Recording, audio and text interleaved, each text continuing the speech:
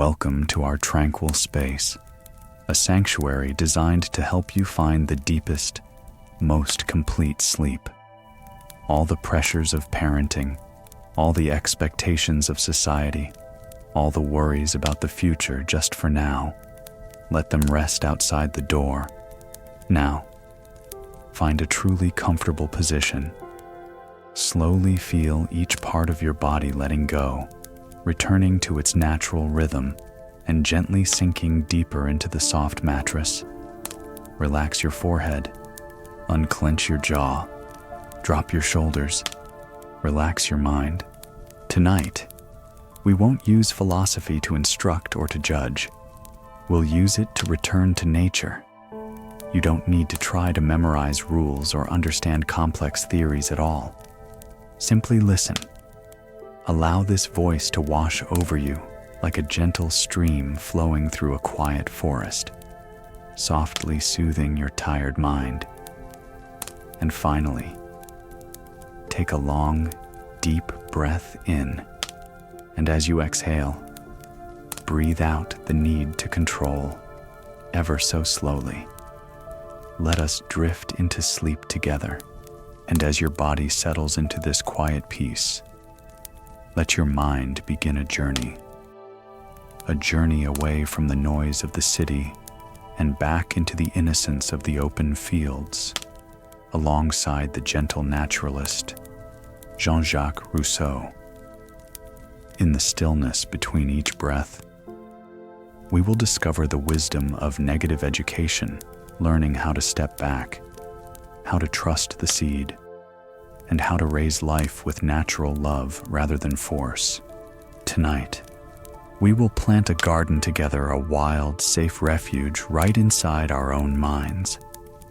Now, let your body rest and let the journey begin.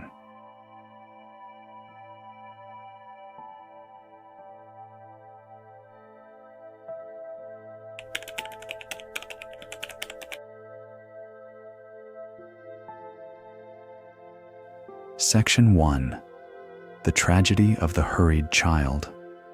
We begin our journey not in a classroom, but in a garden. Imagine a gardener who is so obsessed with the fruit that he cannot bear to look at the blossom. He pulls at the petals, trying to force them open.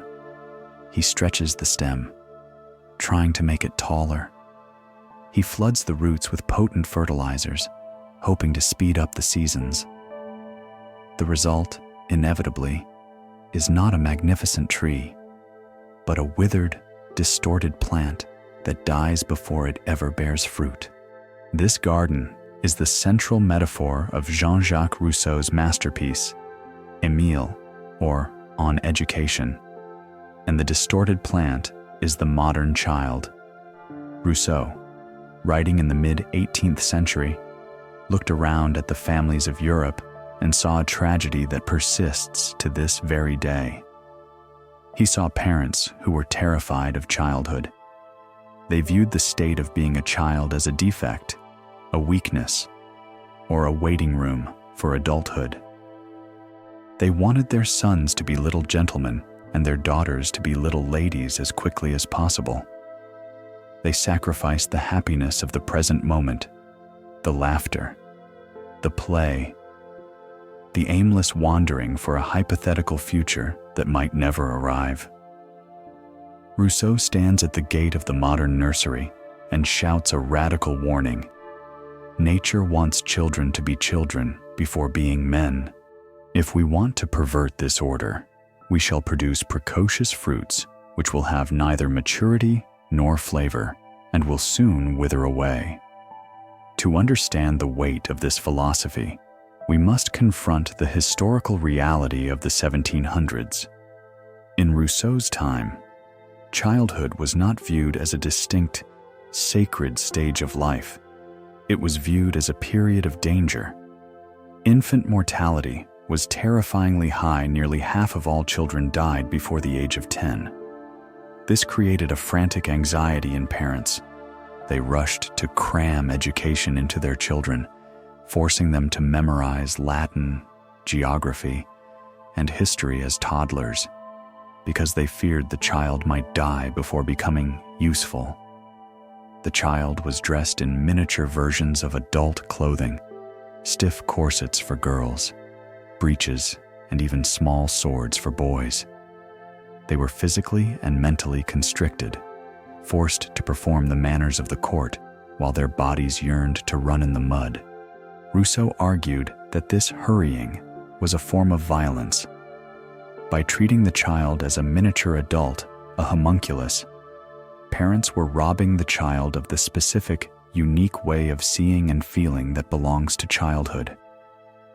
He argued that a child's mind is not an empty bucket to be filled with adult facts.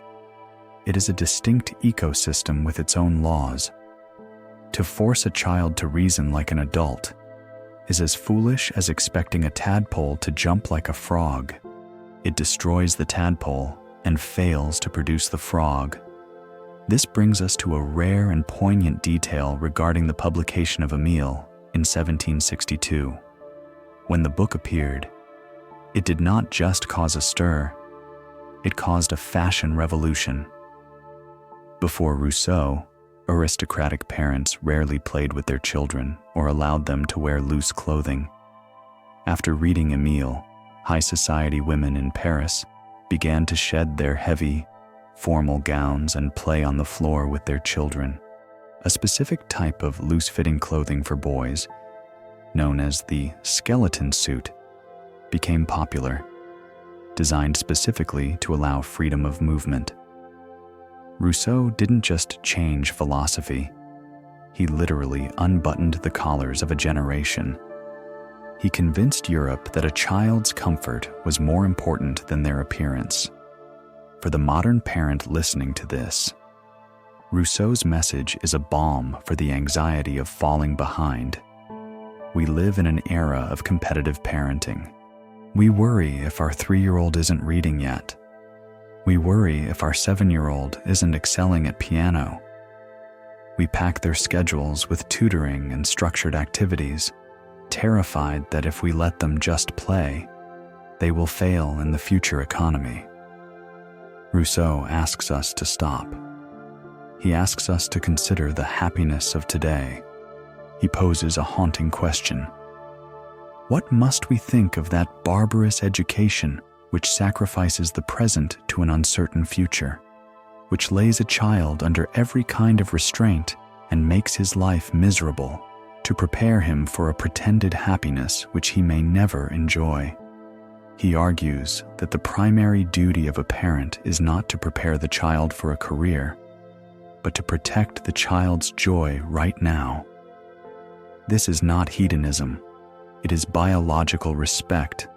Nature designed childhood to be a time of carefree exploration because that exploration builds the foundation of a resilient soul.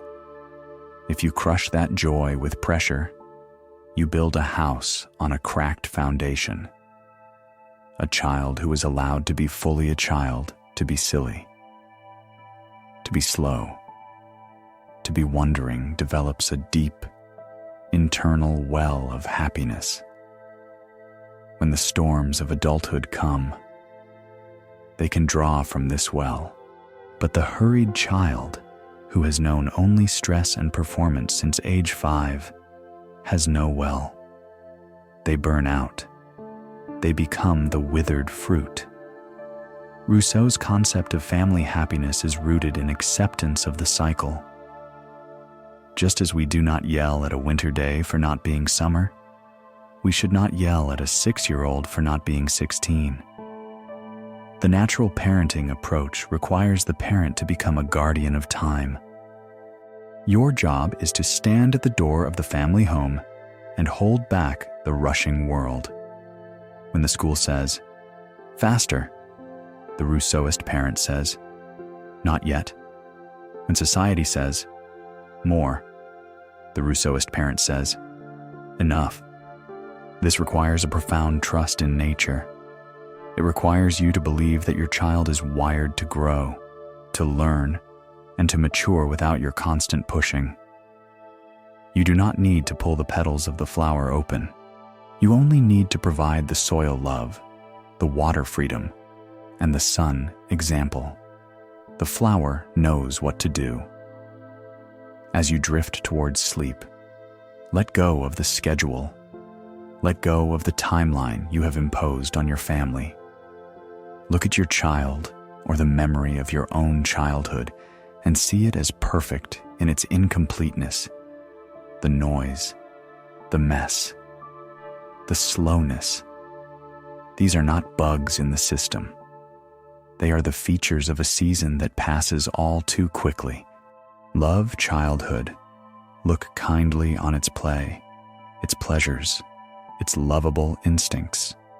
Allow the child to be small. Allow the growth to be slow.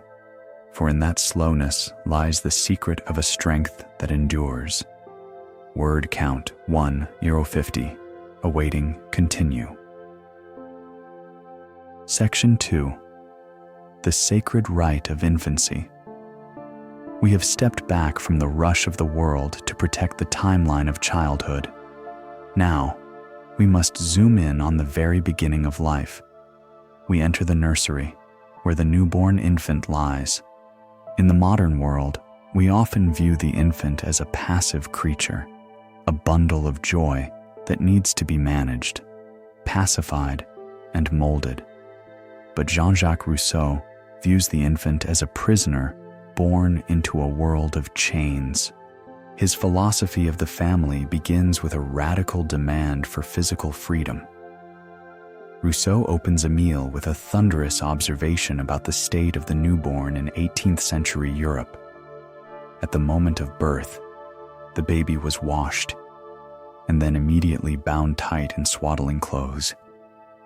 These were long strips of linen wrapped around the baby's body like a mummy, pinning their arms to their sides and their legs together. The belief was that without this binding, the baby's limbs would grow crooked, or they would crawl on all fours like an animal. The swaddled baby was then hung on a hook on the wall or tossed into a cradle, unable to move, unable to turn, able only to scream. Rousseau calls this torture. He argues that this physical restriction is the first lesson the child learns about life. His first feeling is a feeling of pain and suffering. He finds nothing but bonds and constraints. Before the child has even learned to love his parents, he learns to hate the world because the world prevents him from moving. The swaddling cloth is the first chain of society, teaching the soul to be servile and constricted. For the modern parent, swaddling is often seen as a comforting technique for sleep. But Rousseau invites us to consider the deeper principle, the right to the body. He advocates for the infant to be free, loose clothes, limbs able to stretch, kick, and explore the air. He argues that the physical struggle of the infant, the kicking, the reaching, the turning over, is not just exercise, it is the birth of willpower. When a baby stretches its arm and feels the resistance of the air, it learns, I am. When a baby is bound, it learns, I am nothing. This leads to a historical fact that was the dark underbelly of French family life in the 1700s. It was the era of the wet nurse. It was considered unfashionable and animalistic for aristocratic and even middle-class women to breastfeed their own children. Instead, newborn babies were packed into carts and sent to the countryside to be raised by peasant women wet nurses for the first 2 or 3 years of their lives. Many of these babies died of neglect. Those who survived returned home to parents who were essentially strangers. Rousseau launched a ferocious attack on this custom. He declared that there is no substitute for the mother's milk and the mother's arms. He wrote, "Let mothers simply nurse their children, and manners will change of themselves." He believed that the physical bond of breastfeeding was the chemical foundation of the moral family. If the mother outsources the nourishment of the child, she outsources the love. The child who looks into the eyes of a stranger while feeding learns a fractured attachment. The child who looks into the mother's eyes learns trust. But Rousseau does not let the fathers off the hook. This brings us to a rare and critical detail in his text. Rousseau argues that while the mother is the nurse, the father must be the tutor. In his time, wealthy fathers hired tutors to raise their sons so they could focus on business or court life. Rousseau calls this a dereliction of duty. He states that a father who gives his son a hired teacher acts like a man who pays someone else to sleep with his wife so she can have a child. Some duties cannot be delegated. He writes, "He who cannot fulfill the duties of a father has no right to become such." He argues that the sacred right of infancy includes the right to the father's presence. A poverty-stricken father who raises his own son is better than a rich father who pays the finest scholar in Europe to do it for him. Why? Because the hired tutor teaches for money, the father teaches for love. The curriculum of the family is intimacy, and intimacy cannot be bought. So, how do we apply this sacred right of infancy to the modern home? It means prioritizing physical contact over physical containment. Modern parents have replaced swaddling clothes with containers, car seats, bouncy chairs, playpens, and tablets. We strap children in to keep them safe and quiet. Rousseau would argue that a quiet baby is often a depressed baby. He encourages us to put the baby on the floor, let them struggle against gravity, let them dirty their clothes, let them touch the grass. The messy, uncontained movement of the infant is the engine of their intelligence. It also means defending the fourth trimester. Rousseau's insistence on maternal nursing and paternal presence aligns perfectly with modern attachment theory. He suggests that the first few years are not for training the child to be independent, e.g., cry it out methods, but for satisfying the child's need for dependency. You cannot spoil a baby with love. You can only spoil them with stuff. Holding a baby, carrying them, sleeping near them. This is not spoiling. This is nature's method of installing a security system in the child's heart. Rousseau warns that if you restrict the child physically in infancy, they will become emotionally restrictive in adulthood. They will become anxious, stiff, and afraid of freedom. But if you allow the infant to inhabit their body fully, to kick, to scream, to roll, they grow into adults who are comfortable in their own skin. For the listener seeking deep sleep, imagine the image Rousseau champions: a baby lying on a soft rug in the sunlight, limbs completely free, stretching toward the sky. The mother is close by, watching but not interfering. The father is in the room, present and attentive. There are no straps, no walls, no schedules. There is only the rhythm of breath and the joy of movement. This is the natural beginning. It is a beginning based on the trust that the body knows how to grow. As you relax your own body now, uncross your legs, unclench your hands. Imagine you are that infant, finally released from the swaddling clothes of the day. The only habit the child should be allowed to contract is that of having no habits. Let the freedom of the body lead to the freedom of the mind. Section 3. Negative education. The art of delay. We have freed the infant's body from the swaddling clothes. Now, as the child begins to walk and speak, we face a more subtle temptation, the desire to swaddle the mind. In the modern world, we assume that a good parent is a teacher. We fill the nursery with educational toys. We play Mozart to increase IQ, and we rush to teach our toddlers the alphabet, manners, and morals. We are terrified of the empty mind. Jean-Jacques Rousseau. However, proposes the most counterintuitive concept in the history of pedagogy, negative education. He argues that the most dangerous period in human life is the interval between birth and the age of 12. This is the time when errors and vices sprout. If you try to teach positive virtue, truth, duty, history during this time, the child lacking the faculty of reason will inevitably misunderstand it.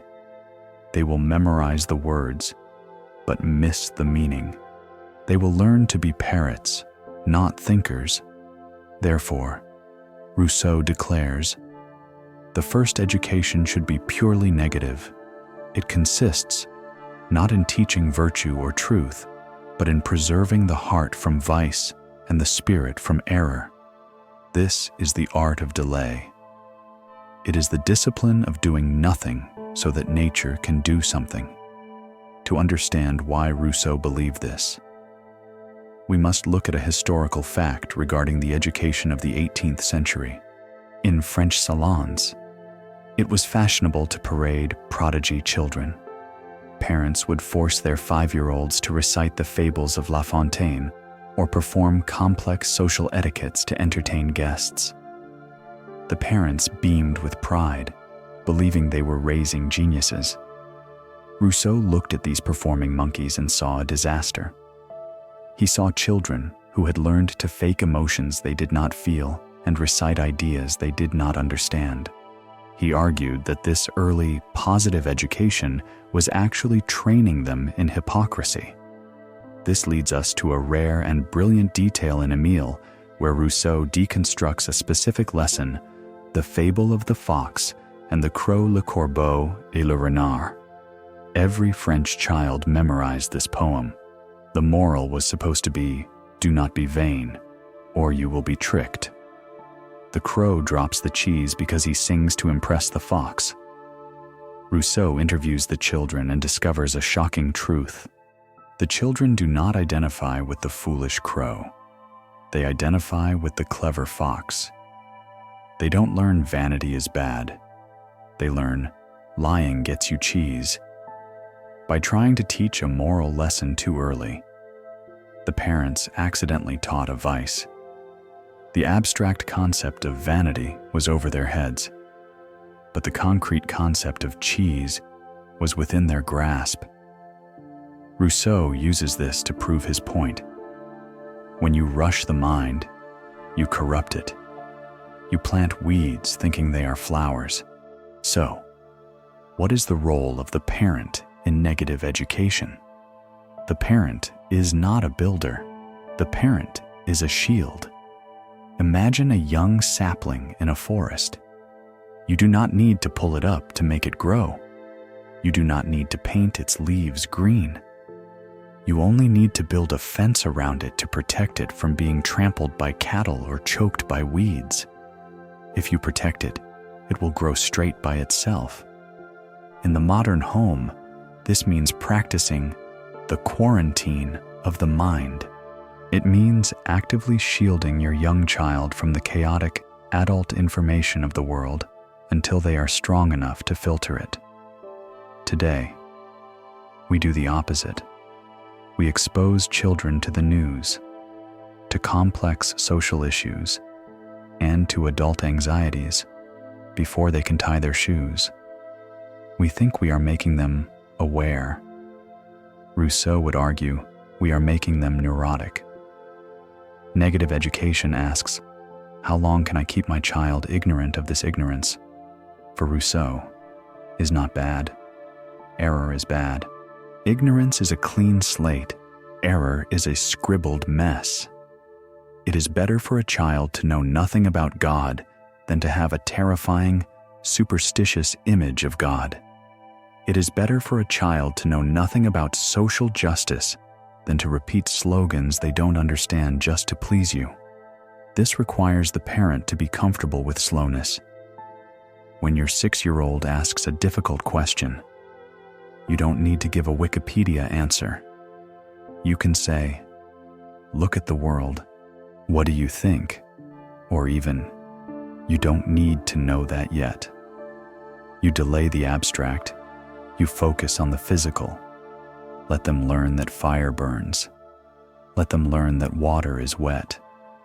Let them learn that a heavy rock is hard to lift. These are the physical truths that build the foundation for reason later. Rousseau challenges the listener to release the pressure of early achievement. There is a profound peace in negative education. You don't have to force your child to be smart. You just have to prevent them from becoming corrupted.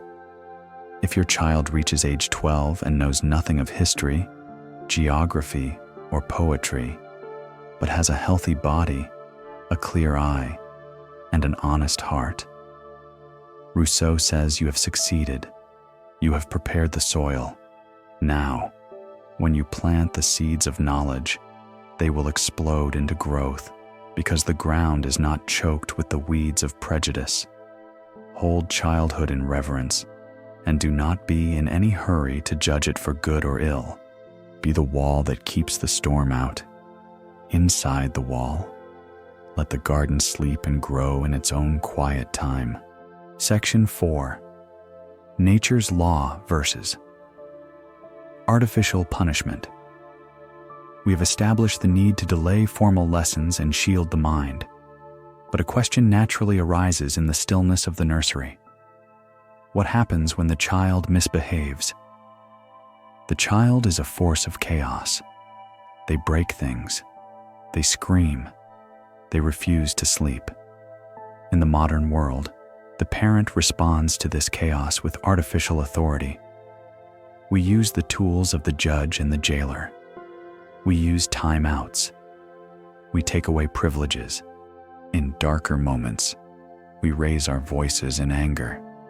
We say, "You are punished because you disobeyed me." Jean-Jacques Rousseau argues that this is a catastrophic error. By making the punishment come from the parent's will, we turn the family into a tyranny. The child does not learn that the action was wrong.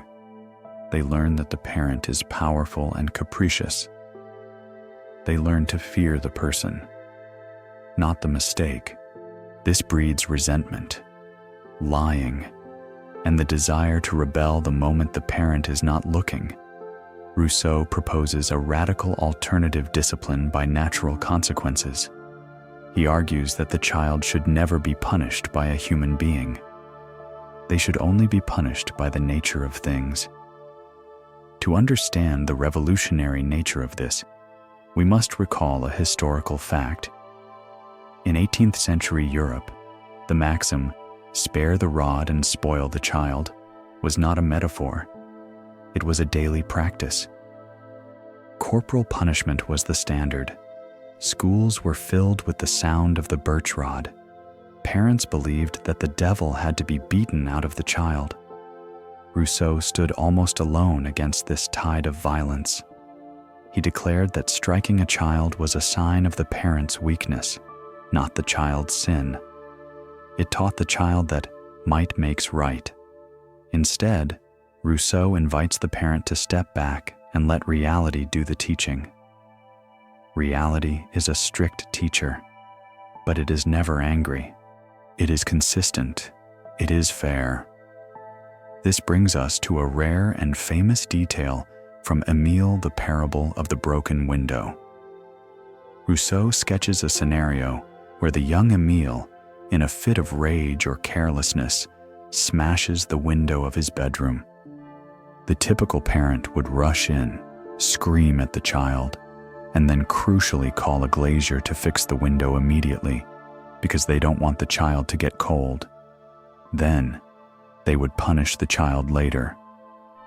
Rousseau says, "No, you do not scream, you do not lecture, and you do not fix the window. You let the window stay broken for a few days. The wind blows in, the room gets cold, the child shivers at night." Rousseau argues that the cold is a better teacher than the parent. The cold is impersonal. The child cannot argue with the cold. They cannot manipulate the cold with tears. They simply learn the physical law. If I break the window, I will be cold. The lesson is etched into their skin. They learn to value the window.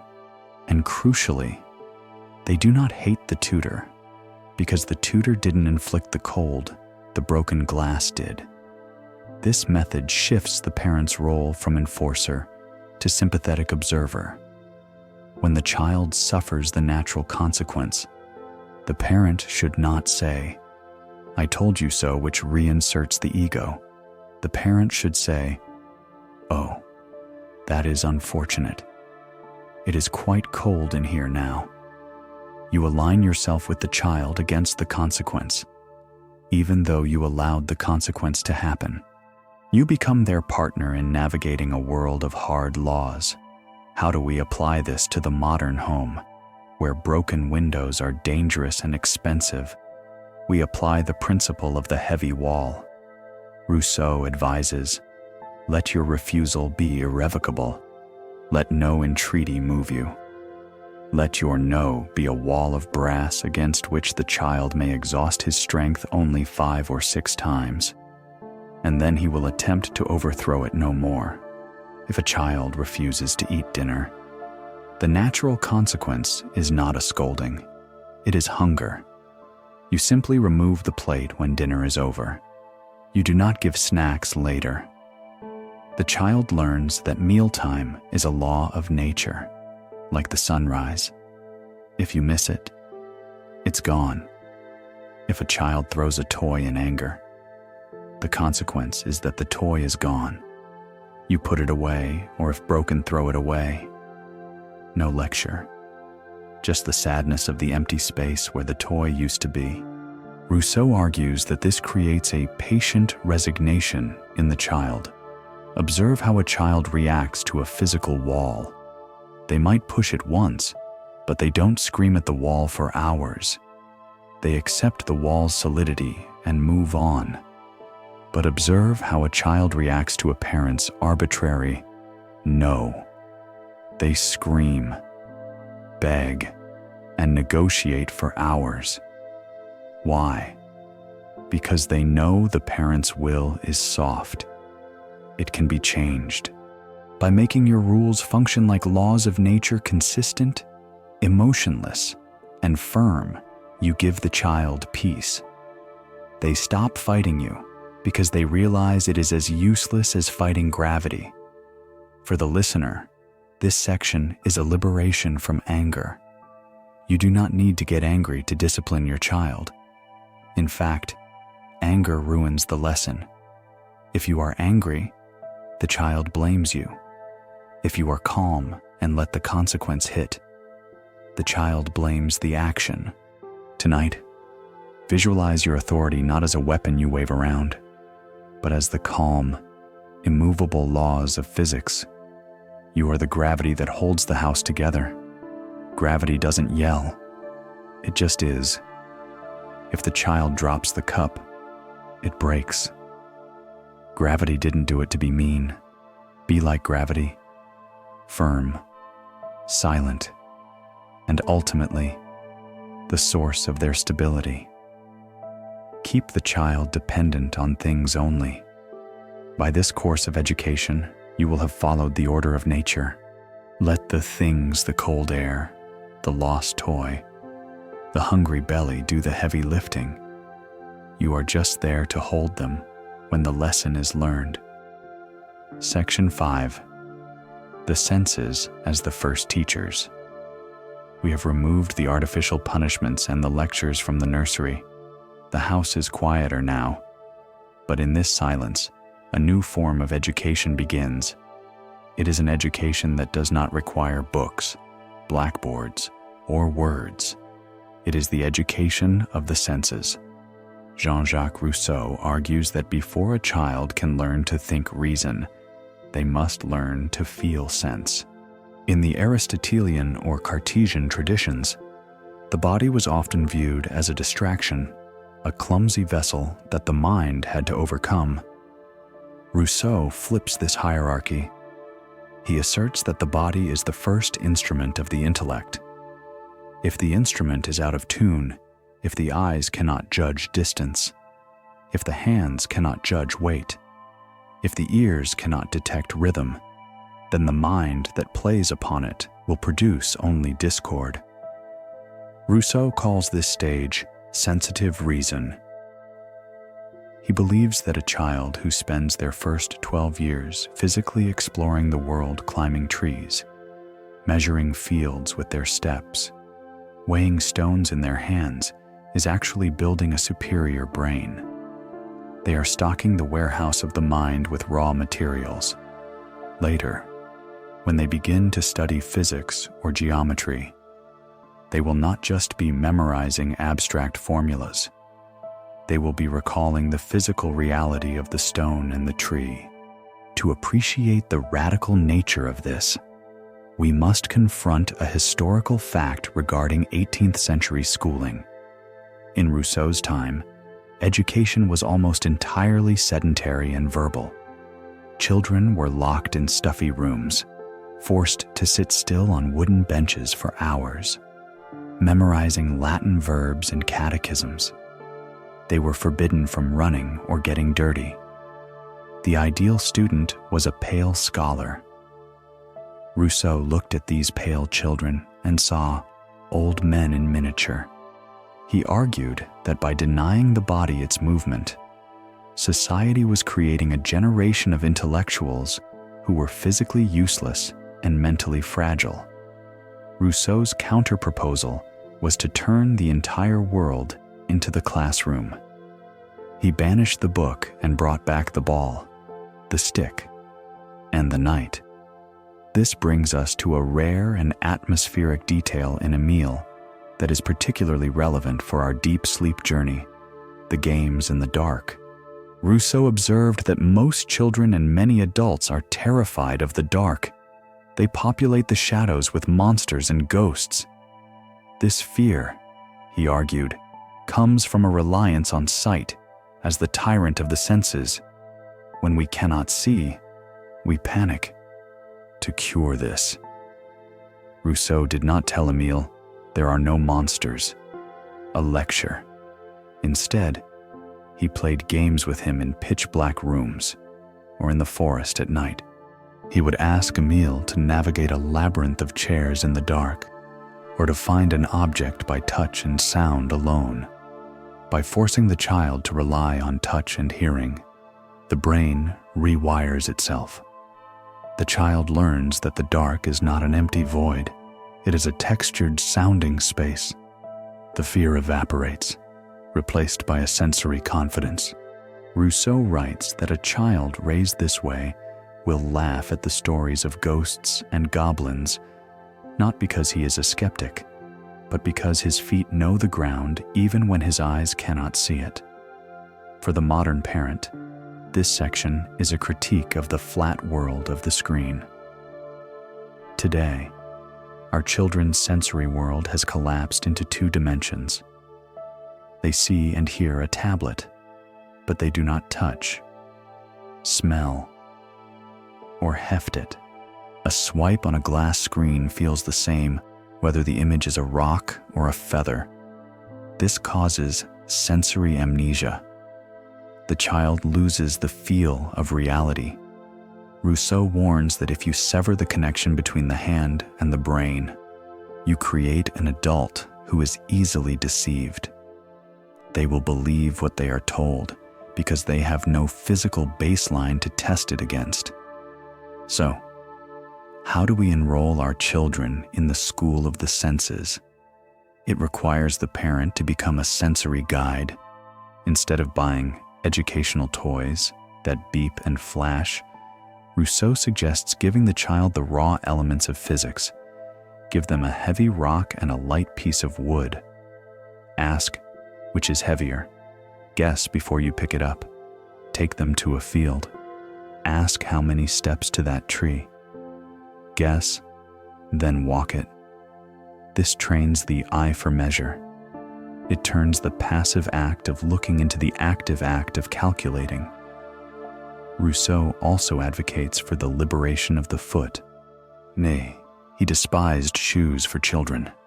He argued that the foot is a sensory organ, packed with nerves designed to feel the texture of the earth. by encasing the foot in stiff leather or modern rubber all day. We blind the feet. Allow your child to go barefoot in the grass, on the sand, even on gravel. Let them feel the difference between the morning dew and the afternoon heat on the soles of their feet. This grounding is not just poetic. It is neurological. It tells the brain I am here. I am connected. Furthermore, Rousseau suggests we must train the palate of simplicity, as we touched on in Aristotle's section, but here with a focus on nature. He noticed that peasant children who ate simple bread and fruit were often stronger and happier than rich children who ate complex, spiced French sauces. He argued that strong flavors confuse the tongue. Let the child taste the plain apple. Let them drink pure water when they are thirsty. When a child learns to enjoy the simple sensation of cool water on a parched throat, they are learning a joy that money cannot improve. They are learning to love the baseline of existence, for the listener lying in the dark. This is an invitation to reconnect with your own senses right now. We spend so much time in our heads, worrying about the future. Rousseau asks us to come back to the body. Feel the weight of the blanket. That is physics. Feel the coolness of the pillow. That is temperature. Listen to the hum of the silence. That is the atmosphere. By focusing on these immediate physical sensations, you stop the racing mind. You return to the infant state, the state of pure being. Rousseau teaches us that the senses are not just windows to the world. They are the anchors of the soul. A child who is grounded in their senses is a child who cannot be easily swept away by the anxieties of society. They know what is real because they have touched it. To exercise the senses is not merely to make use of them, but to learn to judge by them. Let the judgment of the mind wait. Let the joy of the senses lead the way.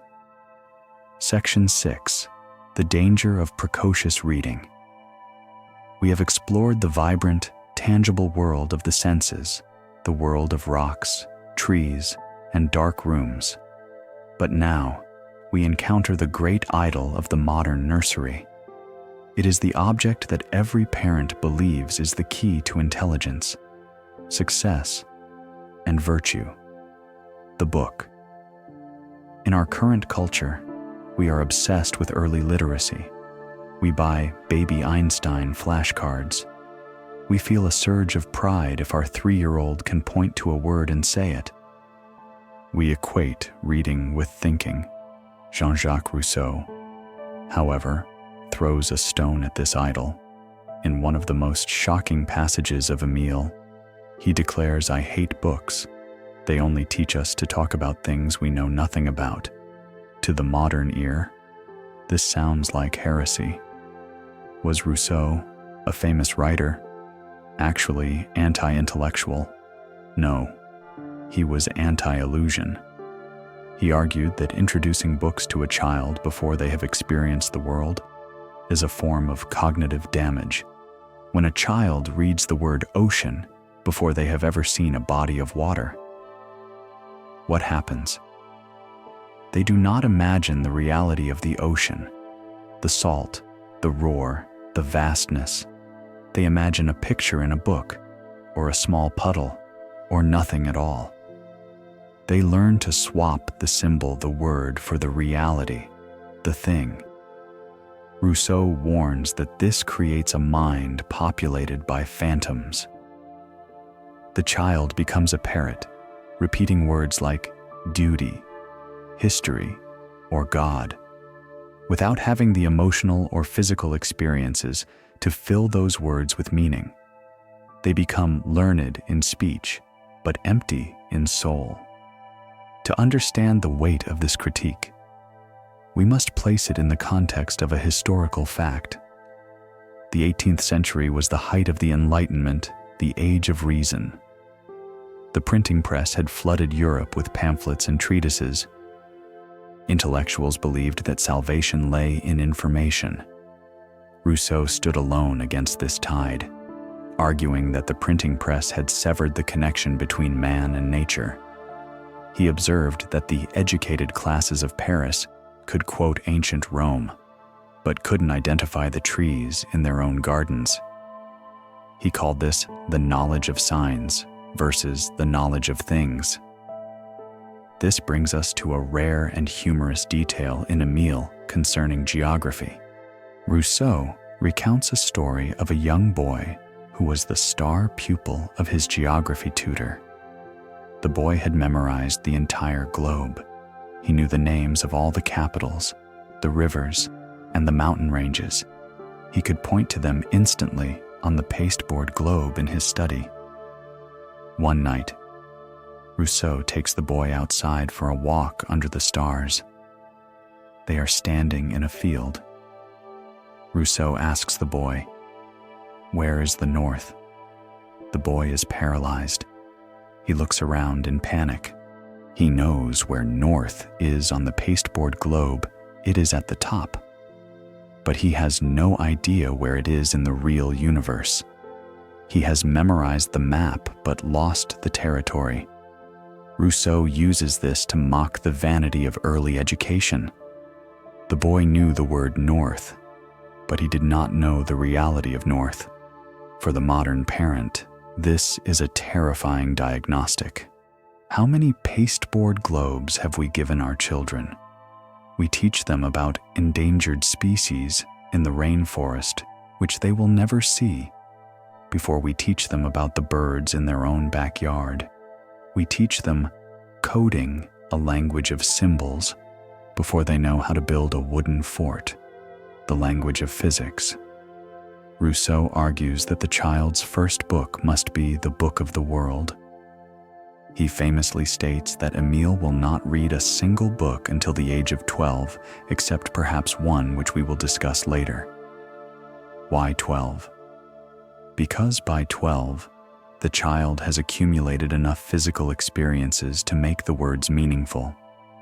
When he finally reads the word wind, he feels the cold air on his face from memory. The word snaps onto the reality. This philosophy relieves the pressure of the reading race. There is a modern panic that if a child isn't reading by age 5, they are behind. Rousseau suggests that the child who reads late, but who has spent those early years exploring, observing, and doing, will eventually overtake the early reader. Why?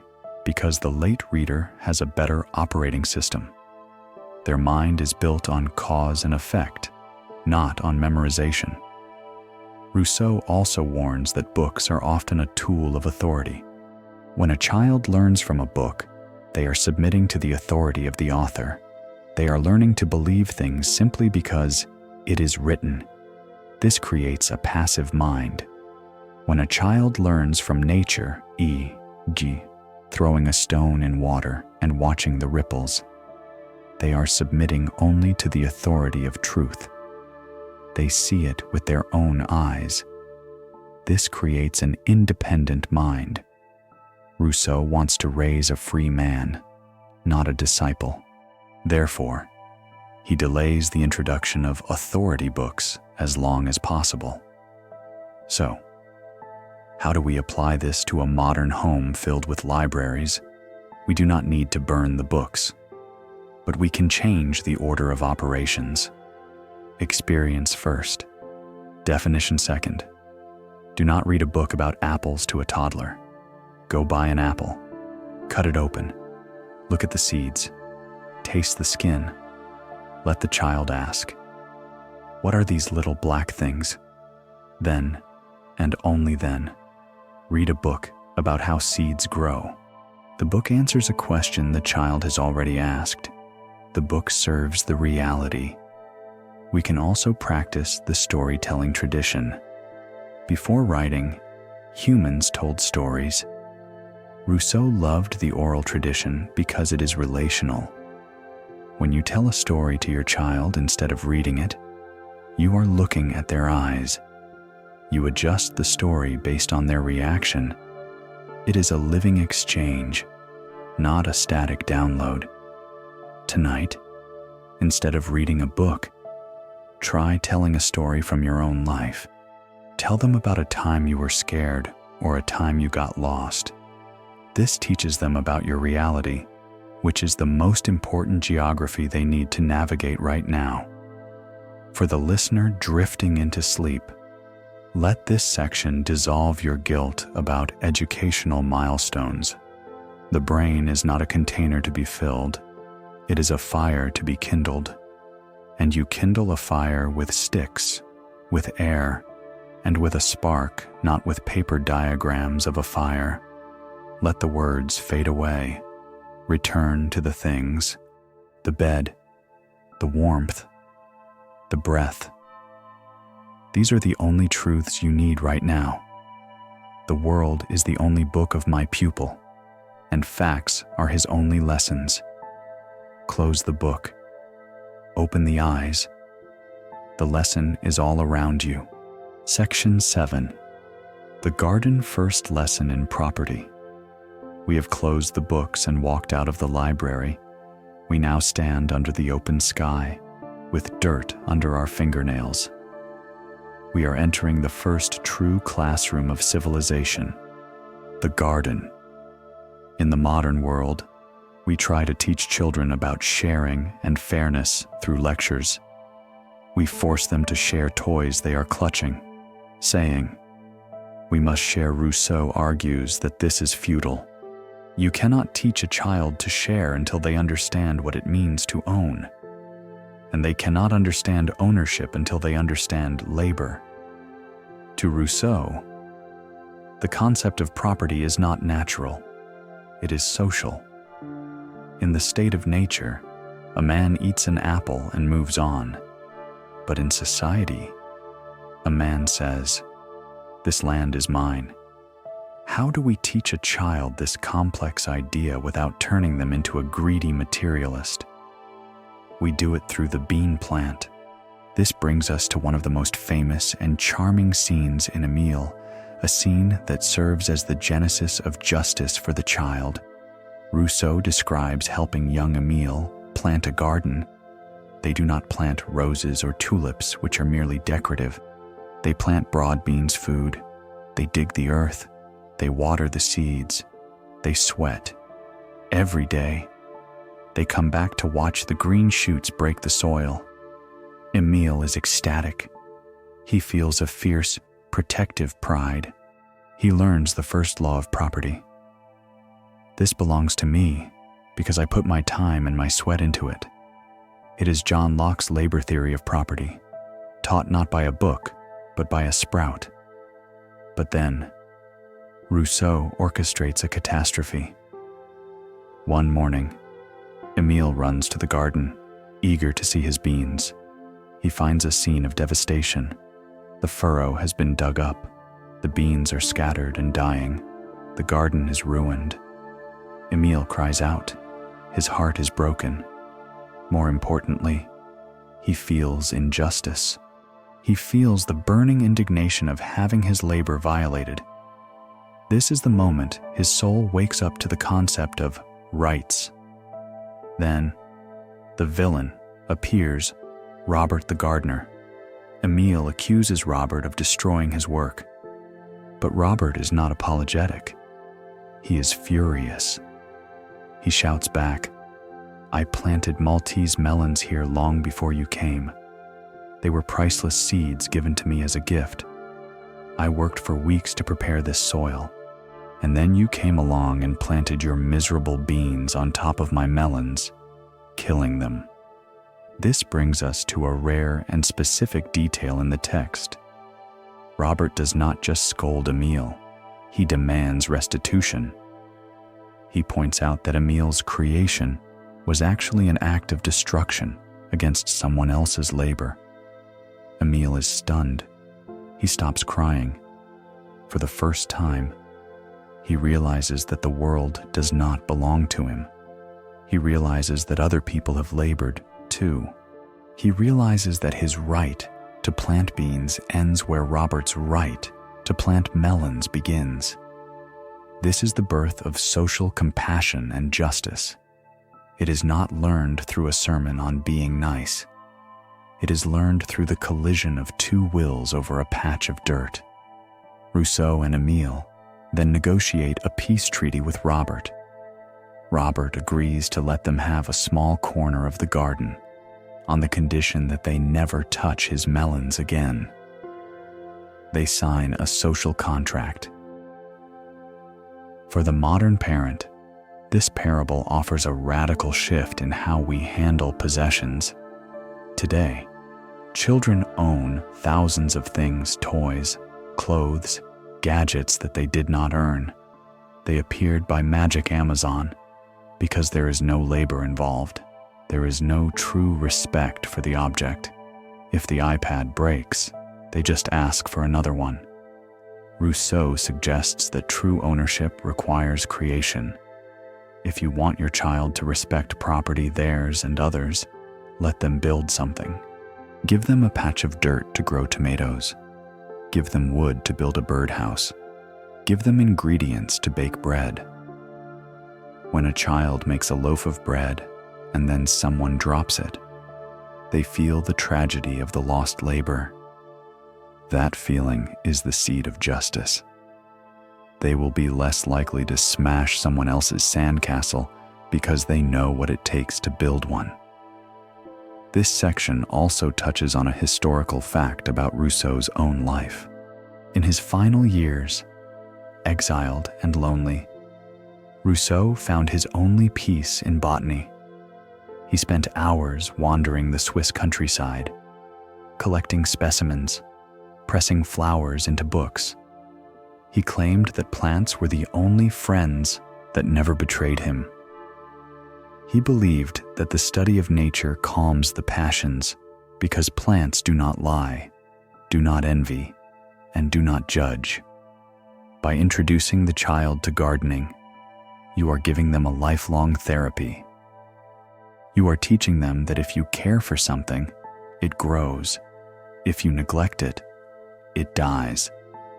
This is a lesson in responsibility that no lecture can match. So, how do we apply the Robert the Gardener lesson today? It means allowing conflicts of interest to play out safely. If two siblings are fighting over space in the playroom, do not rush in and solve it instantly. Let them feel the friction.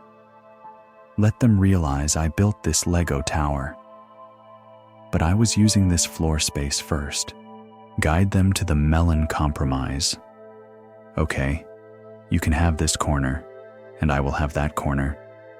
This negotiation is the foundation of democracy. Rousseau also warns against the tyranny of gifts. When we flood children with unearned gifts, we teach them that they are the kings of the universe, entitled to the labor of others. Rousseau advises keeping the child's possessions few and simple. Let them cherish the beans they grew more than the melons they bought.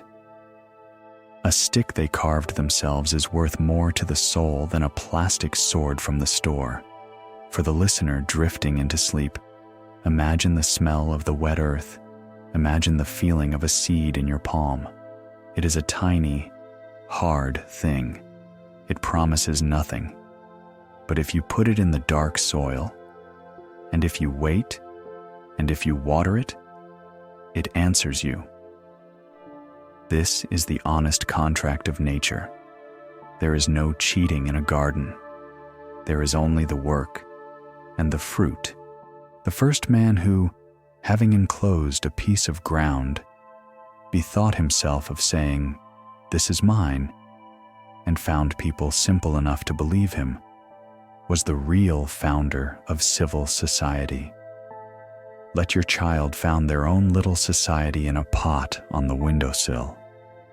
Let them learn that to keep the green thing alive, they must be gentle, consistent, and fair. Section 8. Avoiding the tyranny of tears. We have learned to respect the child's labor in the garden. Now, we must learn to respect the child's voice, but with a crucial, protective distinction. We enter the most stressful acoustic environment known to man, a room with a crying child. In the modern home, the sound of a child crying triggers an immediate, visceral panic in the parent. We are biologically wired to stop the noise. We rush to soothe, to distract, to give the cookie, to hand over the iPad, anything to bring back the silence. We view the cry as a problem to be solved. Jean-Jacques Rousseau, however, views the cry as a language to be decoded, and he warns that if we decode it incorrectly, we do not just spoil the child, we enslave ourselves. We create a tiny tyrant. Rousseau posits that the child's first tears are prayers. They are the honest signals of a weak creature asking for help. I am hungry. I am cold. I am in pain. Nature intended these tears to summon the parent to supply the need. But, Rousseau observes, the child is a quick learner. If they realize that their tears have the power to make the giants the parents run, dance, and obey, the tears transform. They stop being prayers and become orders. This brings us to a historical fact that framed Rousseau's thinking. In the French aristocracy of the 18th century, children were often treated like little dolls or monarchs. Servants were instructed to obey the young heir's every whim. Rousseau watched these little masters screaming at their nurses, faces red with rage, not because they were in pain, but because they were denied a toy. He realized that this was the origin of political tyranny. A man who learns as a baby that his scream bends reality to his will grows up to be a man who cannot tolerate any opposition. To combat this, Rousseau offers a rare and specific diagnostic tool, the distance test. He writes, "If the child cries for an object, carry him to the object. Do not bring the object to him." Why? Because if you bring the mountain to Mohammed, the child learns they are the center of the universe. They learn that they have magical powers to move matter with their voice. This is a delusion. But if you carry the child to the object, you are acknowledging their weakness. They cannot walk and helping them overcome it.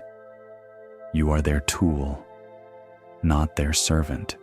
Furthermore, Rousseau advises listening to the tone. There is the sharp, jagged cry of pain. This demands immediate tenderness. There is the rhythmic, demanding cry of caprice, willfulness. This demands immediate indifference. If you yield to the cry of caprice, if you give the candy just to stop the screaming, Rousseau argues you have done the child a terrible injury. You have taught them that emotion, power, you have taught them that the way to navigate the world is not through reason or effort, but through emotional terrorism. Rousseau warns, the first tears of children are prayers. If one is not careful, they soon become orders. They begin by being heard. They end by making themselves obeyed. So, how do we apply this to the modern tantrum? We apply the virtue of benevolent neglect. When the child cries because you said no to a second dessert, you must remain absolutely calm. You do not get angry, which shows they have disturbed you. You do not negotiate. You simply continue your work. You treat the noise like the wind outside, unpleasant, perhaps, but irrelevant to the laws of the house. Rousseau argues that this indifference is actually the highest form of respect. By ignoring the tantrum, you are saying to the child, I respect you too much to treat this silly noise as a valid communication. When you speak with your real voice, I will listen. When the child realizes the magic spell of screaming has broken, that the giant is no longer dancing, they stop. They return to their natural size. They learn the boundaries of their own will. This section also touches on the danger of soothing as a form of silencing. Modern parents often shove a pacifier or a screen in the child's face the moment they whimper. We are terrified of their unhappiness. Rousseau suggests that a child has a right to sorrow. If they are sad because they broke a toy, let them cry, sit with them, acknowledge the sadness, but do not rush to fix it or distract them. By constantly distracting them from negative emotions, we raise adults who cannot sit with their own feelings. We raise adults who need constant external stimulation, alcohol, shopping, entertainment to numb the slightest discomfort. For the listener lying in the dark, this is a permission slip to release the guilt of the bad parent. If your child is crying because of a limit you set, you are not being cruel. You are being the architecture of reality. A wall does not apologize for being hard. A fire does not apologize for being hot. You are the wall. You are the fire. You provide the structure against which the child defines themselves. Imagine a king who is a slave to his own passions. He is miserable. Now imagine a free man who knows what he can and cannot control. He is at peace. By refusing to obey the tyranny of tears, you are saving your child from the misery of the king. You are raising the free man. Give him what he needs, not what he asks for. Listen for the need. Ignore the demand. In the silence that follows the tantrum, the true relationship begins. Section 9. Healthy self-love versus toxic vanity. We have navigated the stormy waters of the child's tears and established a boundary against tyranny. But now, we must descend deeper into the psychology of the child, into the very engine of their identity. Here, in the quiet formation of the self, Jean-Jacques Rousseau identifies a fork in the road. One path leads to a robust, happy adult. The other leads to a neurotic, miserable social climber. The signposts on these roads are written in French, and they are the most critical concepts in Rousseau's entire philosophy, amour de soi and amour propre. To the modern ear, both translate roughly to self-love, but Rousseau warns that they are opposites. Amour de soi, love of self, is the natural, healthy instinct of self-preservation. It is the feeling that says I exist, and my existence is good. It is the drive to eat when hungry, to seek warmth when cold, and to protect oneself from harm. It is absolute. It does not care what anyone else thinks. A man alone on an island has amour de soi, amour propre, self-love via others, or vanity is the artificial, toxic product of society. It is the feeling that says I am better than him. It is the drive to be admired, to be ranked, to be superior. It is relative. It relies entirely on the gaze of the other. A man alone on an island cannot have amour propre, because there is no one to compare himself to. Rousseau argues that the tragedy of modern parenting is that we actively cultivate amour propre while suffocating amour de soi. We teach our children to define their worth not by how they feel, but by how they rank. To understand the roots of this, we look to a historical fact regarding the French salon culture Rousseau despised. In the 18th century, identity was entirely performative. A courtier's worth was determined by his wit, his clothes, and his proximity to the king. Rousseau saw men who were rich and healthy amour de soi satisfied, but were miserable and suicidal because they had been slighted at a dinner party, amour propre wounded. He realized that civilization had trapped humans in a hall of mirrors. We no longer lived in our bodies. We lived in the reflections in other people's eyes. Rousseau warns parents, the nursery is where the hall of mirrors is built. It starts with a simple, seemingly harmless tool comparison. When a parent says, "Look at your brother, he is eating his vegetables. Why can't you be like him?" They have just planted the seed of amour propre. The child stops looking at the vegetable. Is it tasty? Do I need it? The child looks at the brother. The vegetable becomes a weapon in a war for status. If I eat it, I win. If I don't, I lose. The child learns that their value is a zero-sum game. For me to be good, my brother must be bad, or I must beat him. This plants the roots of jealousy, hatred, and perpetual anxiety. Rousseau offers a rare and psychological detail regarding the good child. We often praise the child who is obedient and polite and performs for guests. Rousseau calls this child a little actor. He argues that this child is actually more corrupted than the wild child who ignores the guests. The wild child is operating on amour de soi he plays because playing feels good. The performing child is operating on amour propre. He recites the poem because he craves the applause. He is addicted to the external validation. Rousseau warns that the good child often grows up to be the hollow adult, the person who becomes a doctor or a lawyer, not because they love the work, but because they need the title to feel alive. So, how do we cultivate healthy self-love in the modern home? It requires a radical sanitization of speech. We must eliminate the language of comparison.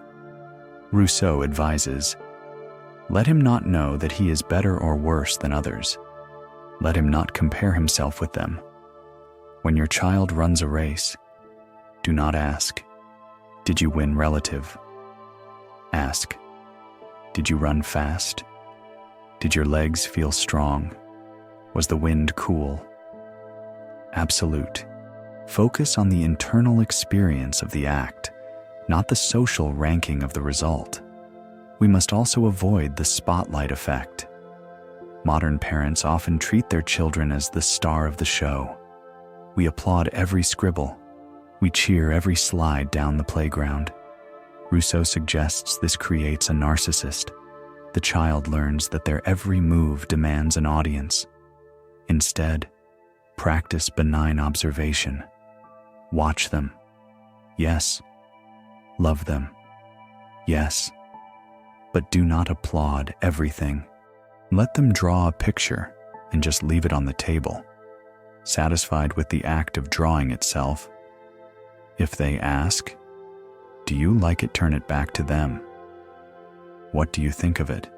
I see you used a lot of red. Teach them to be their own judge. Rousseau also encourages the competition with the self.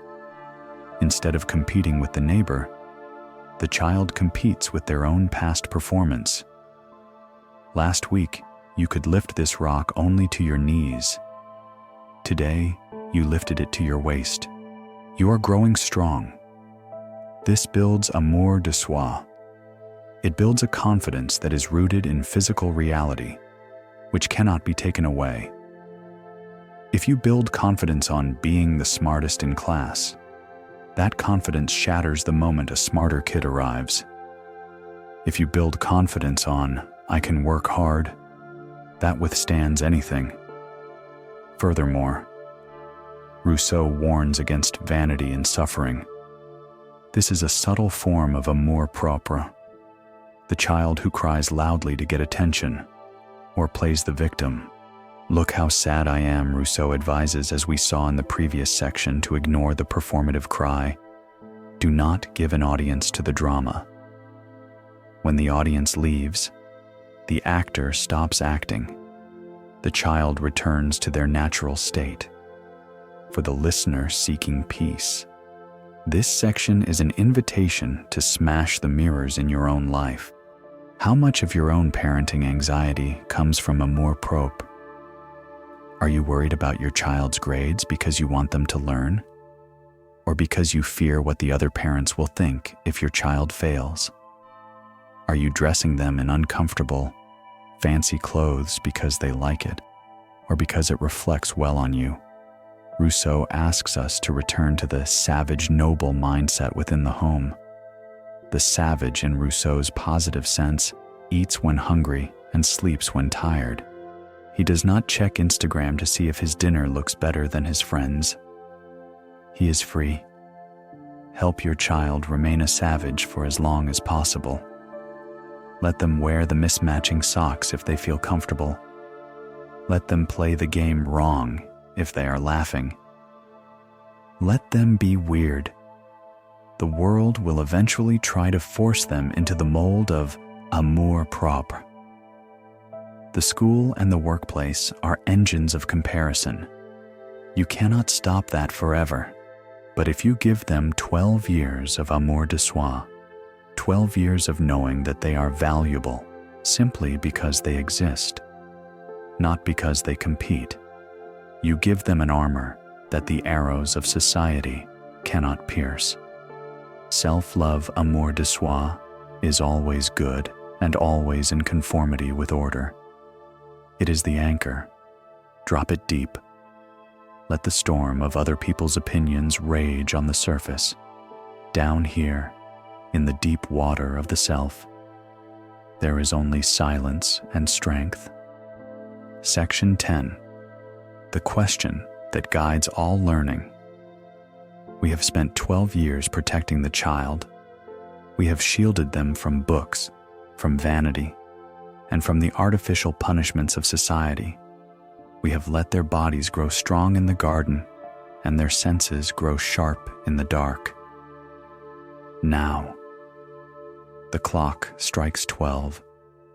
The child stands on the threshold of adolescence. The sleep of reason is ending, and the mind is waking up.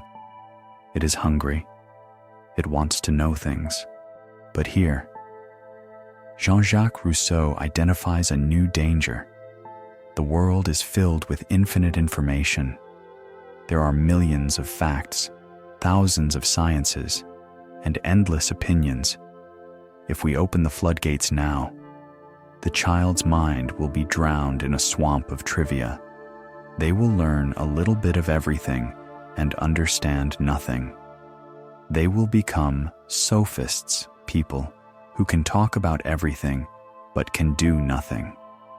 To navigate this ocean of information, Rousseau hands the child a compass.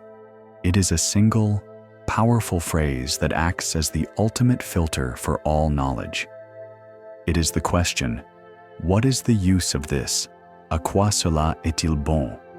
Rousseau argues that from this moment on, the child should learn nothing, absolutely nothing, unless they can see a direct, tangible utility for it in their own life. If the child asks, "Why do I have to learn this?" and the parent answers, "Because it will be on the exam," or "Because educated people know this," the parent has failed. The lesson is rejected. But if the answer connects to the child's immediate reality, their survival, their comfort, or their joy, the lesson is devoured. To appreciate the radical nature of this filter, we must look at a historical fact regarding the intellectual climate of the Enlightenment. Rousseau lived in the era of the encyclopedists. His friends, Diderot and d'Alembert, were compiling the massive Encyclopédie, an attempt to categorize all human knowledge. The prevailing belief was that more information, more progress. Rousseau stood against his own friends. He argued that the accumulation of facts often leads to confusion, not wisdom. He believed that a man who knows only what is useful to him is wiser than a man who knows the capital of every country but cannot fix his own roof. This brings us to a rare and delightful detail in Emile, the story of the magician and the duck. Rousseau takes young Emile to a fairground. They watch a magician place a wax duck in a tub of water. The magician holds a piece of bread, and the duck follows the bread around the tub. The crowd is amazed. They think it is sorcery. Emile, however, is not content to just watch. He asks the magic question, "How does this work? What is the use of the bread?" He goes home. He does not read a book on magnetism. He experiments. He realizes the bread has a piece of iron inside, and the magician has a magnet in his hand.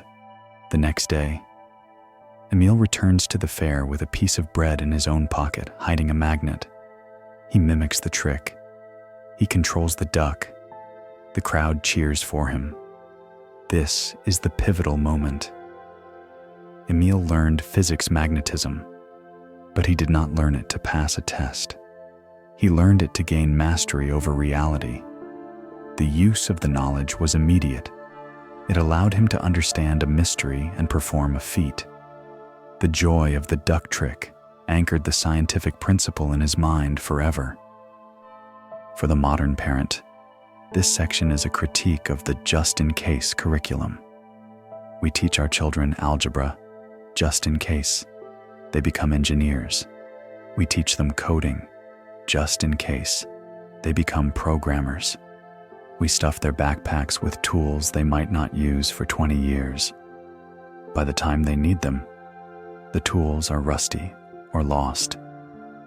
Rousseau suggests a just-in-time curriculum. Teach the child to measure the field when they want to build a fort. Teach the child to count money when they want to buy a toy. Teach the child to read when they want to decipher a letter from a friend. When the need precedes the knowledge sticks. But this requires the parent to be a master of context. You cannot just lecture. You must create the situation that makes the knowledge necessary. If you want your child to learn geography, do not buy a map. Take them into the forest and get them lost safely. Let them feel the anxiety of not knowing the way home. Then, show them the sun. Show them the moss on the trees. Show them how to find north. Now, geography is not a subject, it is a lifeboat. They will never forget which side of the tree the moss grows on, because that fact saved them. Rousseau warns that if we fail to use this filter, we create intellectual vanity. The child learns things just to show off. They learn to recite facts to get applause from adults, amour propre. By insisting on what is the use, we keep the child humble. A child who knows how the lever works because they had to move a heavy rock is not arrogant.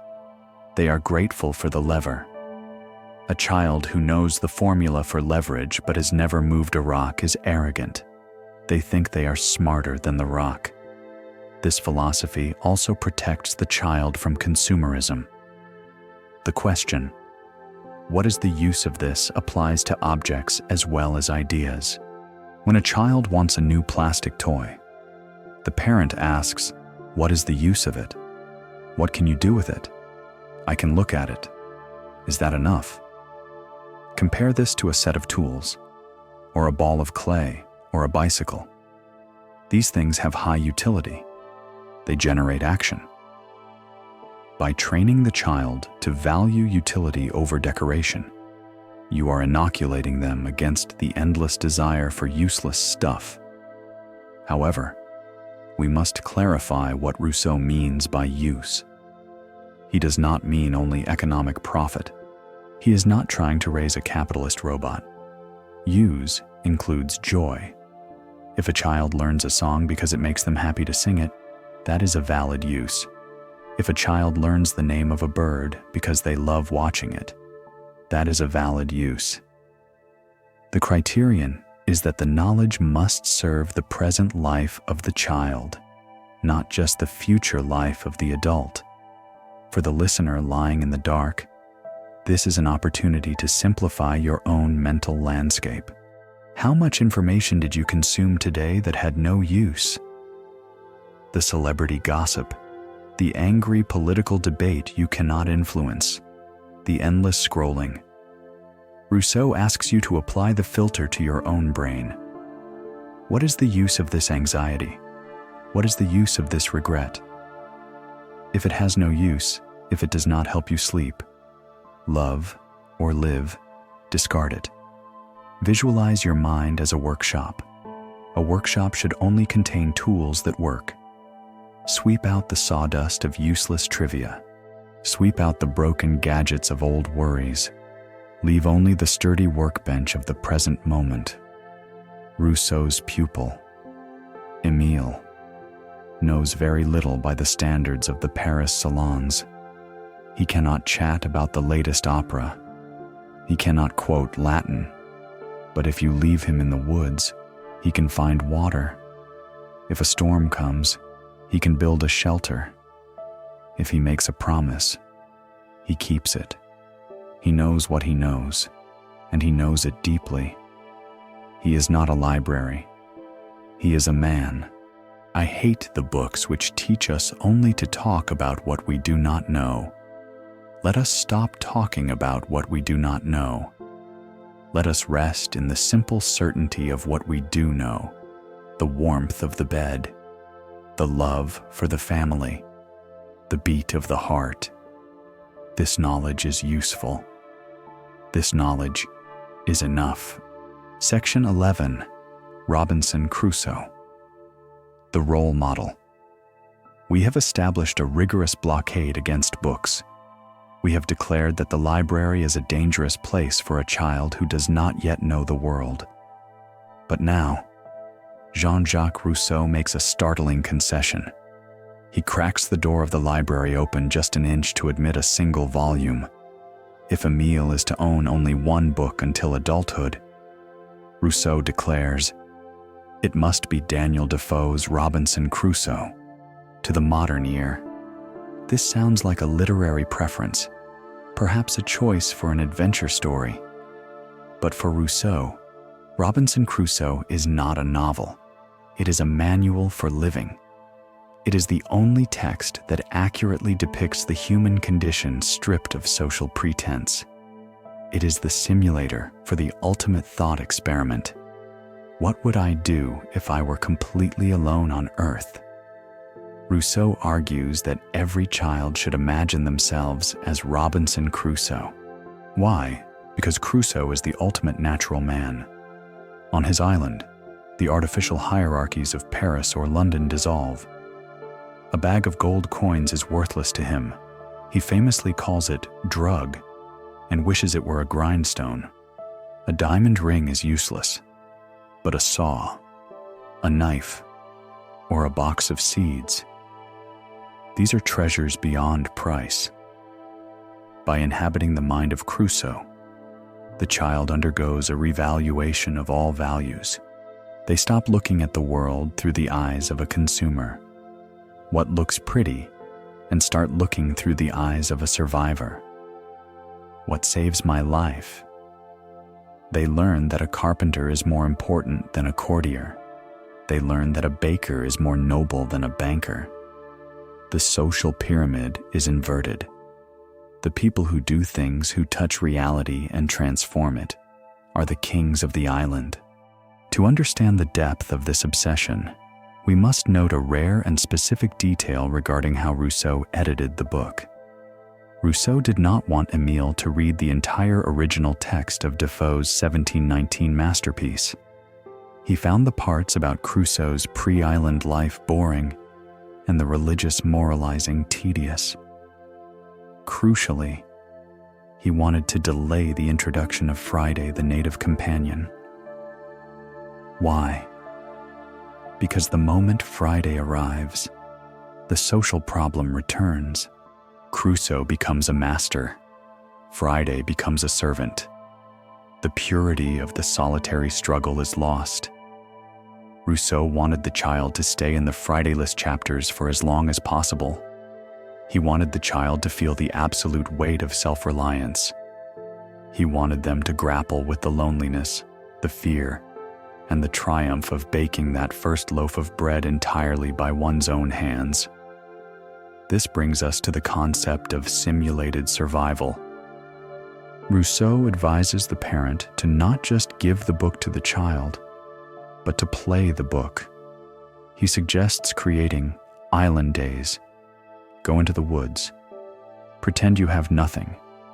We are shipwrecked. How do we eat? The sun is going down. How do we sleep in this game? The child's anxiety about grades, popularity, clothes vanishes. It is replaced by a healthy, primal focus. When the child manages to build a crude shelter or start a fire, they feel a surge of amour de soi, healthy self-love that is impossible to get from a report card. They realize I am competent. I can sustain myself. This lesson protects the child from the fragility of civilization. Rousseau, writing years before the French Revolution, seemed to sense that the stable world of the aristocracy was doomed. He famously warned, "We are approaching the state of crisis and the age of revolutions." He argued that if you educate a child to be a lawyer or a duke, they are helpless if the laws change or the titles are stripped away. They are social men, useless outside their specific bubble. But if you educate a child to be Robinson Crusoe, they are universal men. If they lose their fortune, they can work. If they are exiled, they can survive. If the internet goes down, or the supply chain breaks, the Crusoe child does not panic. They look at the resources at hand and ask, "What can I build with this?" For the modern family, this section is a call to de-digitize. Our children live in a world where everything is provided by invisible systems. Water comes from a tap. Heat comes from a thermostat. Food comes from a plastic packet. They are disconnected from the source. This creates a subtle, low-level anxiety, a feeling of helplessness.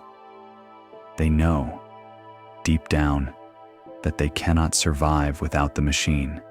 Rousseau invites us to unplug the machine, occasionally. Take the family camping, real camping, not glamping. Let them feel the cold. Let them struggle with the tent poles. Let them realize that heat is a product of labor gathering wood. Let them realize that food requires preparation. This is not about becoming doomsday preppers. It is about becoming psychologically robust. When a child knows they can survive a night in the rain, a bad day at school seems trivial. The scale of disaster is recalibrated. Furthermore, the Crusoe mindset changes how the family views stuff. Look around your living room. Apply the Crusoe filter. If you were stranded on an island, what in this room would you keep? The expensive vase? No. The video game console? No. The blanket? Yes. The toolbox? Yes. The books? Maybe. This exercise helps the family detach from the prestige economy and reconnect with the utility economy. It clears the mental clutter. Rousseau's vision of Emile is of a boy who walks through Paris with the confidence of a king, not because he has money, but because he doesn't need it. He carries his island inside him. He knows that if the city were to crumble tomorrow, he would just pick up a tool and start building again. For the listener lying in the safety of their home, let this story be a comfort. You have a roof. You have warmth. You are already winning the Crusoe game. But consider the freedom of knowing that even if the roof were gone, you possess the inner resources to build another one. The true security of a family does not lie in its bank account, but in its competence. He will value the ironmonger more than the goldsmith. Value the strong, simple tools of your life. Value the hands that can use them. In the quiet of the night, you are the captain of your own island, and the island is safe. Section 12. Manual labor as moral anchoring. We have engaged the mind with the survival scenarios of Robinson Crusoe. Now, Jean-Jacques Rousseau demands that we engage the hands.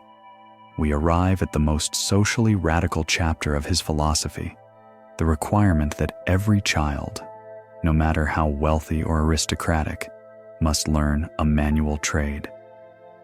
In the modern world, we often view manual labor as a backup plan, or something we pay other people to do. We push our children toward the knowledge economy, coding, law, finance. We measure success by how far away one can get from the dirt. Rousseau, however, argues that to be a complete human being, one must know how to manipulate matter. He asserts that a man who cannot work with his hands is only half a man. He is a parasite on the labor of others, and his soul is untethered from reality. Rousseau writes with prophetic urgency, "Man, you trust in the present order of society without thinking that this order is subject to inevitable revolutions. The man who consumes without producing is a social parasite." This brings us to a historical fact that chills the spine. Rousseau wrote Emile in 1762, nearly 30 years before the French Revolution. At that time, the French nobility believed their titles and estates were eternal. They viewed work as shameful dérogations. Rousseau looked at them and saw walking ghosts. He predicted the collapse of the monarchy. He warned that when the revolution came, the duke would be stripped of his land, the bishop of his tithes, and the lawyer of his courts. In that moment of chaos, who would survive? Only the man who had a skill in his hands, the carpenter, the baker, the shoemaker. Rousseau argued that teaching a child a trade was the ultimate insurance policy. It was not just about money, it was about liberty. A man who has a trade carries his fortune in his arms. He can walk into any city in the world, unroll his tools, and be free. He does not need to bow to a patron or beg for a position. He is self-sufficient, but beyond survival. Rousseau champions manual labor as a moral anchor. This leads to a rare and specific detail. Rousseau chooses a specific trade for his pupil, Emile. He rejects being a blacksmith, too much smoke and soot. He rejects being a musician, too much luxury. He chooses carpentry. Why carpentry? Rousseau argues it is clean, useful, and keeps the body exercised. But most importantly, it is honest. You cannot lie to a piece of wood. If you cut the board too short, it is too short. You cannot charm it. You cannot bribe it. You cannot debate it. The wood forces the aristocrat to be humble. It forces the intellectual to be precise. Rousseau believed that spending hours at a workbench planing a piece of wood cures the soul of arrogance. It teaches the child that the universe has laws that must be respected. It physically grounds the social man who lives by opinion into the physical man who lives by fact. For the modern parent, this section is a critique of our disposable culture. We raise children who think that objects appear by magic and disappear into trash cans. If a toy breaks, we buy a new one. If a chair wobbles, we replace it. Rousseau suggests that this alienates the child from their environment. They feel like a tourist in their own life. To cure this, we must revive the culture of repair. When the chair wobbles, do not throw it away. Turn the table over. Show the child the screw. Hand them the screwdriver. We are going to fix this. In that moment, the child transforms from a consumer to a maintainer. They learn the anatomy of their world.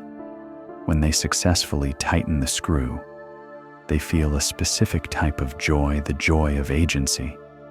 They realize, I can affect the world. I am not helpless. Rousseau also argues that manual labor bridges the social divide. In his time, the rich despised the poor. Rousseau wanted Emile to work alongside the peasants, not as a tourist, but as a fellow worker. He writes, I wish him to learn a trade, a real trade, a mechanical art, in which the hands work more than the head. When a wealthy child sweats alongside a carpenter, they stop seeing the carpenter as a lower-class servant.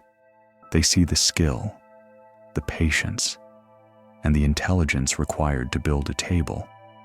They learn respect for labor. In the modern context, this means encouraging your child to take out the trash, to scrub the floor, to weed the garden, not as a punishment, but as a participation in the human condition. It teaches them that no work is beneath them. Furthermore, Rousseau identifies a psychological benefit to handiwork that anticipates modern therapy. He notes that when the hands are busy, the mind is calm. The repetitive motion of the saw or the needle quiets the anxious loops of the brain. If you have a high-strung, anxious teenager, Rousseau's advice would be, give them something to build. Do not force them to talk about their feelings immediately. Let them sand a piece of furniture. Let them knit. Let them knead dough. The rhythm of the work acts as a metronome for the soul. It organizes the chaotic energy of adolescence into a productive stream. For the listener lying in the dark, consider the state of your own hands. We often live lives of pure abstraction emails, meetings, data. We feel unmoored. Rousseau invites us to touch something real. Visualize the grain of a piece of oak. Visualize the weight of a hammer. There is a deep, ancestral peace in the workshop, the smell of sawdust, the sound of the plane shaving a curl of wood. This is the world of the green stick from Tolstoy and the garden from Section 7. It is the world where effort equals result. Rousseau's vision is not to turn everyone into a professional carpenter. It is to create a thinking worker. He wants a man who thinks like a philosopher but works like a peasant. This man is invincible. He understands the stars, but he can also fix his wagon. He can discuss poetry, but he can also grow his own food. This is the goal of the Aristotelian practical wisdom fused with Rousseau's natural strength. As you drift towards sleep, let go of the need for status. A title can be lost. A job can be deleted. But the skill in your hands, the ability to cook a meal, to tend a wound, to plant a seed that is yours forever. You are a maker. Rest in the dignity of that potential. If, instead of keeping a child at his books, I keep him busy in a workshop, his hands work to the advantage of his intellect, he becomes a philosopher while he thinks he is only a workman. Let the hands rest now. They have done good work. Section 13. The Awakening of Social Compassion. We have spent 12 years fortifying the child's independence. We have raised a Robinson Crusoe strong, self-reliant, and happily solitary. But Robinson Crusoe cannot stay on the island forever. Biology intervenes. The clock strikes 15. The hormones surge. the child undergoes the terrifying and beautiful metamorphosis of puberty. In the modern world, we view puberty as a crisis to be managed, a time of rebellion, mood swings, and danger. Jean-Jacques Rousseau, however, views it as a second birth. He writes famously, "We are born, so to speak, twice, once for existence, and once for life, once for our species, and once for our sex. Until this moment, the child has been an individual. They have cared only for their own body, their own garden, their own survival. They have been, in Rousseau's kind words, a loving egoist. Now, they must become a social being. The passions are waking up. They are beginning to look at other people not just as tools, but as souls. The question is, how do we introduce them to society without corrupting them?" Rousseau argues that most parents make a fatal mistake here. They introduce the teenager to society through its glamour. They show them the parties, the balls, the shiny cars, the successful celebrities. They introduce them to the world of privilege. Rousseau warns that this breeds envy. When a teenager sees the glitter of the rich, they feel inadequate. Their amour propre, toxic vanity explodes. They want to be the person in the high castle. They learn to despise those below them and envy those above them. This creates a hard, competitive heart. Rousseau proposes the exact opposite path. He argues that we must introduce the teenager to society through its suffering. We must show them the vulnerability of the human condition. He writes, "It is man's weakness which makes him sociable. It is our common miseries which turn our hearts to humanity." This leads to the specific Aristotelian-like virtue of pity-compassion. Rousseau argues that pity is the first social sentiment. It is the bridge between amour de soi, self-love, and love for others. How? Because pity is rooted in identification. When we see someone suffering and we realize, that could be me, our self-love extends outward to cover them. We protect them because, in a sense, we are protecting a version of ourselves. This brings us to a rare and psychological detail in Rousseau's method. He advises the tutor to take the young Emile not to the opera, but to the hospital, the prison, and the hovel of the poor. But, and this is critical, not as a tourist, not to gawk at misery. Rousseau insists that the teenager must be taught that the difference between him and the beggar is merely luck. He must learn the stories of how great men have fallen. He must learn that kings have become slaves and rich men have become paupers. By showing the teenager the fragility of fate, we destroy their arrogance. The teenager realizes, I am not a god. I am a vulnerable human being. I need others, and they need me. For the modern parent, this is a challenging instruction. Our instinct is to protect our children from the sad parts of life. We shield them from funerals, from poverty, from sickness. We want them to think the world is a happy, safe place. Rousseau argues that this shielding creates sociopaths. If a child never sees pain, they cannot learn empathy. If they think they are invincible, they will treat others with cruelty. The second birth requires the child to feel the heaviness of the human burden. However, Rousseau adds a crucial safeguard. The exposure to suffering must not be overwhelming. It must not create despair. It must be coupled with action. When Emile sees the suffering peasant, he is not allowed to just feel sad, which is passive. He is encouraged to help. He gives his money. He uses his carpentry skills to fix the peasant's roof. This transforms the pity from a depressing emotion into an empowering virtue. The teenager learns the world is hard, but I have the power to soften it. This protects them from the cynicism that plagues so many modern teens.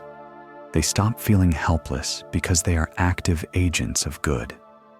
Rousseau also warns against the pity of superiority. This is when we help others just to feel better about ourselves, to look down on them. Poor you, lucky me. To prevent this, Rousseau advises us to teach the teenager about the happiness of the simple life. Show them that the peasant, though poor, often laughs more heartily than the rich merchant. Show them that true joy is not dependent on status. This ensures that the teenager respects the person they are helping, rather than just pitying their condition. For the listener dealing with a moody, self-absorbed teenager, Rousseau offers a new perspective. The moodiness is the sound of the shell cracking. The self-absorption is the last gasp of the childhood ego. Do not try to force them to be social by sending them to parties they hate. Instead, invite them into the fellowship of humanity. Take them to serve food at a shelter. Let them visit a sick relative and hold their hand. Talk to them about the struggles of your own life, your failures, your fears. Rousseau believes that vulnerability is the glue of society. We bond not through our trophies, but through our scars. If you want your teenager to love you, do not show them your perfection. Show them your humanity. When they realize that you, too, are a fragile creature trying to survive the storm, their pity will awaken for you, and in that pity, they will find a love that is deeper than obedience. Man, do not be ashamed of your fellow man. Remember that he is of your own flesh. As you lie in the dark, remember that you are part of this vast, breathing web of shared fragility. You are not alone in your worries. Every parent, every child, every human being under the stars is carrying a heavy weight. That shared weight is what keeps us together. Rest in the comfort of that connection. You are safe among your own kind. Section 14. Protecting the teenager from city vice. We have awakened the teenager's heart to compassion. They are now capable of pity, which makes them human. But with the awakening of the heart comes the awakening of the passions. The blood runs hot. The imagination begins to feverishly dream of romance, of status, and of pleasure. Jean-Jacques Rousseau views this moment, late adolescence, as the most precarious time in the entire educational project. The vessel is built, the sails are set, but the storm has arrived. If the teenager is left to navigate this storm alone, or worse, if they are pushed into the wrong environment, they will capsize. Rousseau identifies the primary enemy of the adolescent soul, the city. To Rousseau, the city specifically. Paris is not just a place, it is a machine designed to corrupt the young. It is a cauldron of artificial desire. In the city, the teenager is bombarded by images of seduction and luxury. The women are painted and costumed to look more beautiful than they are. The men are masked in politeness to hide their ambition. Everything is designed to inflame the senses and accelerate the sexual awakening before the reason is strong enough to control it. Rousseau argues that if you introduce a teenager to the city too early, you destroy their capacity for true love. They learn to view romance as a game of conquest and vanity, amour propre. They become cynical libertines before they have ever really loved. This brings us to a historical fact that explains Rousseau's vehemence. Rousseau himself was a victim of the city, born in the quiet, Calvinist city of Geneva. He moved to Paris as a young man and was seduced by its salons and its vices. He spent years trying to climb the social ladder, compromising his own values, sleeping with women he didn't love, and feeling miserable.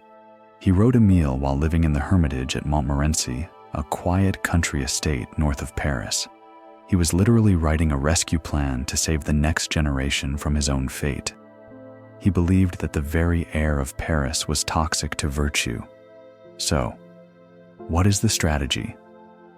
It is the strategic retreat. Rousseau advises the tutor, if you can, keep him away from cities, where the varnish of society hides the corruption of the heart. He argues that the teenager needs a psychological countryside. They need an environment where the pace is slow, where the interactions are sincere, and where the stimuli are natural, not artificial. But Rousseau knows you cannot just lock a teenager in a room. They have immense energy.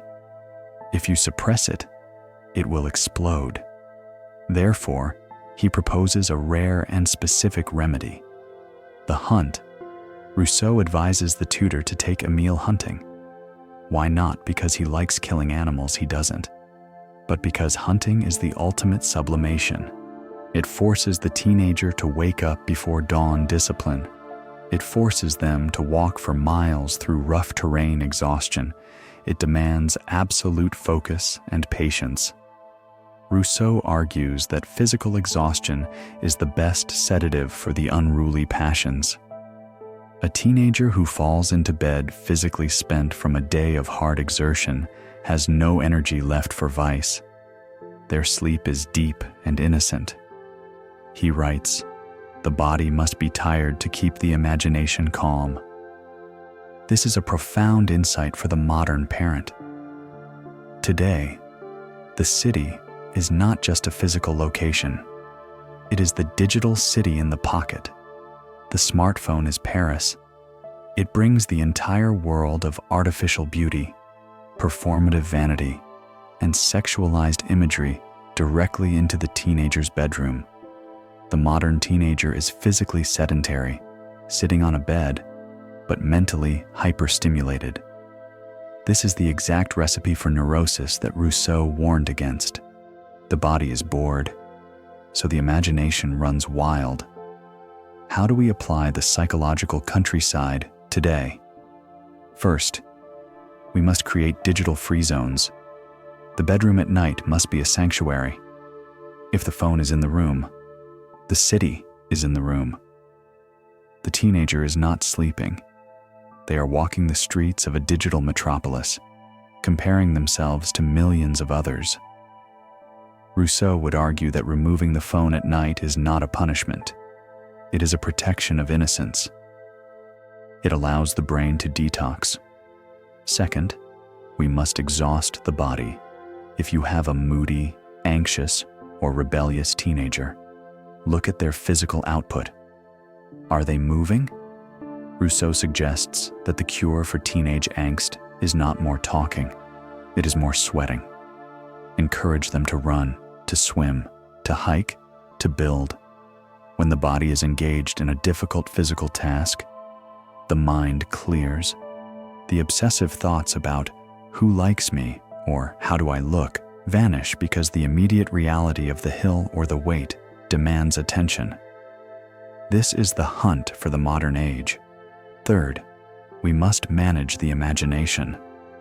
Rousseau warns that the danger of the city is that it presents easy pleasure. In the city, you can buy entertainment. You can buy comfort. In the country, you have to work for it. Rousseau wants the teenager to learn that true pleasure is the result of effort. If they want to hear music, let them learn to play an instrument active rather than just streaming it passive. If they want romance, let them read stories of heroic, difficult courtship like the Odyssey, rather than consuming instant pornography. By slowing down the gratification, you deepen the capacity for feeling. Rousseau argues that by protecting the teenager from the varnish of the city, we are preserving their capacity for awe. A teenager who has seen everything on a screen is bored by a sunset. A teenager who has been shielded from the hyperstimulation of the city can still be moved to tears by a poem or a mountain view. This sensitivity is the raw material for a happy adulthood. For the listener, this section is a call to be the gatekeeper. You cannot stop the world from being corrupt, but you can stop the world from entering your home after 800 p.m. You can create a green zone where the pace is slower. Do not be afraid to be uncool. The city will always mock the country. The city calls the country boring, but Rousseau reminds us that the city is burning itself out. The country endures. Dread the stillness of the passions. It is the lull before the storm. Do not let the passions stagnate in the dark. Give them a field to run in. Give them a hill to climb. Let the wind blow the smoke of the city out of their lungs. Section 15. Natural religion. Faith without dogma. We have guided the teenager through the perils of the city and the awakening of the passions. Now, as their mind reaches its full maturity, they inevitably ask the biggest question of all: who made this? We enter the most controversial and dangerous room in Rousseau's philosophical house, the chapel. But this chapel has no walls, no stained glass, and no priests. It is the cathedral of nature. In the modern world, religious education is often a source of anxiety. Parents worry. If I don't teach them the scripture now, they will be lost. Or conversely, secular parents worry. If I talk about God, I am brainwashing them. Jean-Jacques Rousseau cuts through this tension with a radical proposition. Do not teach a child about God until they are at least 15 years old. To the 18th century ear, this was blasphemy. It sounded like a recipe for atheism. But Rousseau argued the exact opposite. He believed that teaching theology to a small child is the surest way to create an atheist. Why? Because a child cannot understand the concept of an infinite spirit. If you force them to memorize a catechism, they will create a childish idol in their mind. They will imagine God as a big man with a beard sitting on a cloud, or a scary policeman in the sky. Once formed, this silly image is almost impossible to erase. When they grow up and learn science, they will reject this childish God and, by extension, reject faith altogether. Rousseau argues, it is better to have no idea of God than a false one. He wants to delay the introduction of the divine until the child's reason is strong enough to handle the magnitude of the concept. He wants the child to encounter God not as a word, but as a feeling. This brings us to a historical fact that literally set Europe on fire. In the middle of Emile, Rousseau inserts a section called The Profession of Faith of the Savoyard Vicar. In this section, a humble priest takes a young man up a mountain at sunrise to explain God. He rejects miracles, he rejects strict dogma, and he rejects the authority of the church. He argues that God is found only in the book of nature and the conscience of the heart. When Emile was published, this section caused the book to be burned by the public executioner in both Catholic Paris and Protestant Geneva. Rousseau had managed to offend everyone. The Archbishop of Paris issued a decree condemning him. Rousseau had to flee for his life. Why was it so dangerous? Because he suggested that a person could know God without the institution. He democratized the divine. This leads to the rare and atmospheric detail of the sunrise service. Rousseau describes the specific moment when the lesson happens. It is not in a classroom. It is on a high hill overlooking the Po Valley in Italy.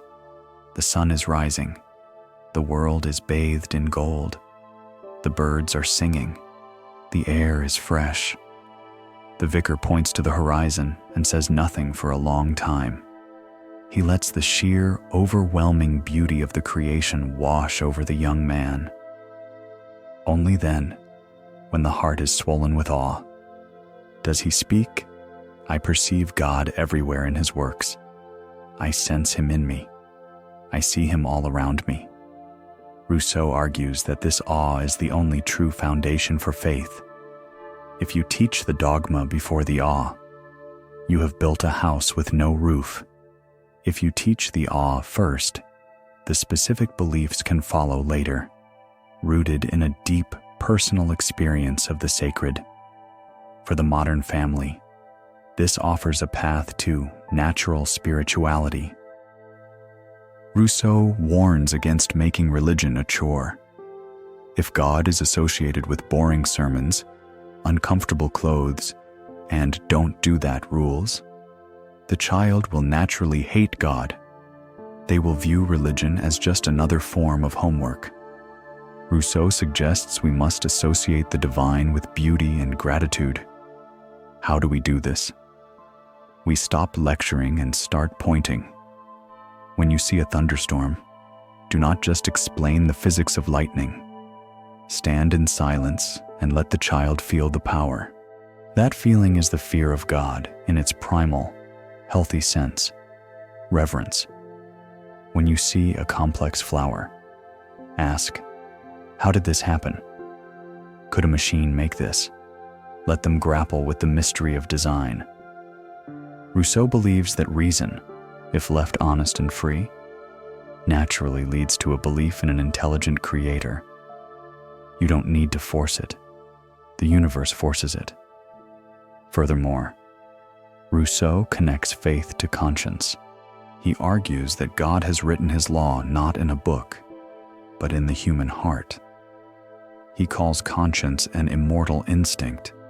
Instead of telling a child, God will punish you if you lie, which creates fear, Rousseau advises appealing to their inner voice. How do you feel when you lie?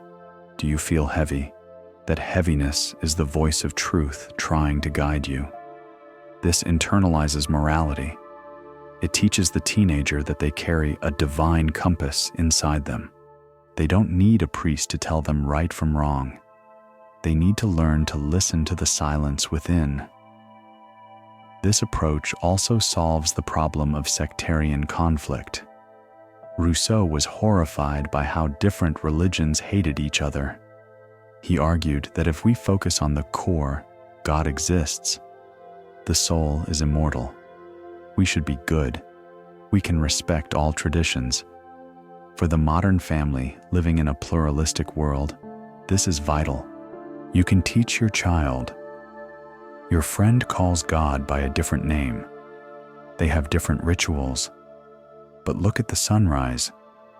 We are all looking at the same sun. This inoculates the child against fanaticism. A child raised on natural religion is humble because they know that the reality of God is always bigger than human language. For the listener lying in the dark, this section is an invitation to spiritual rest.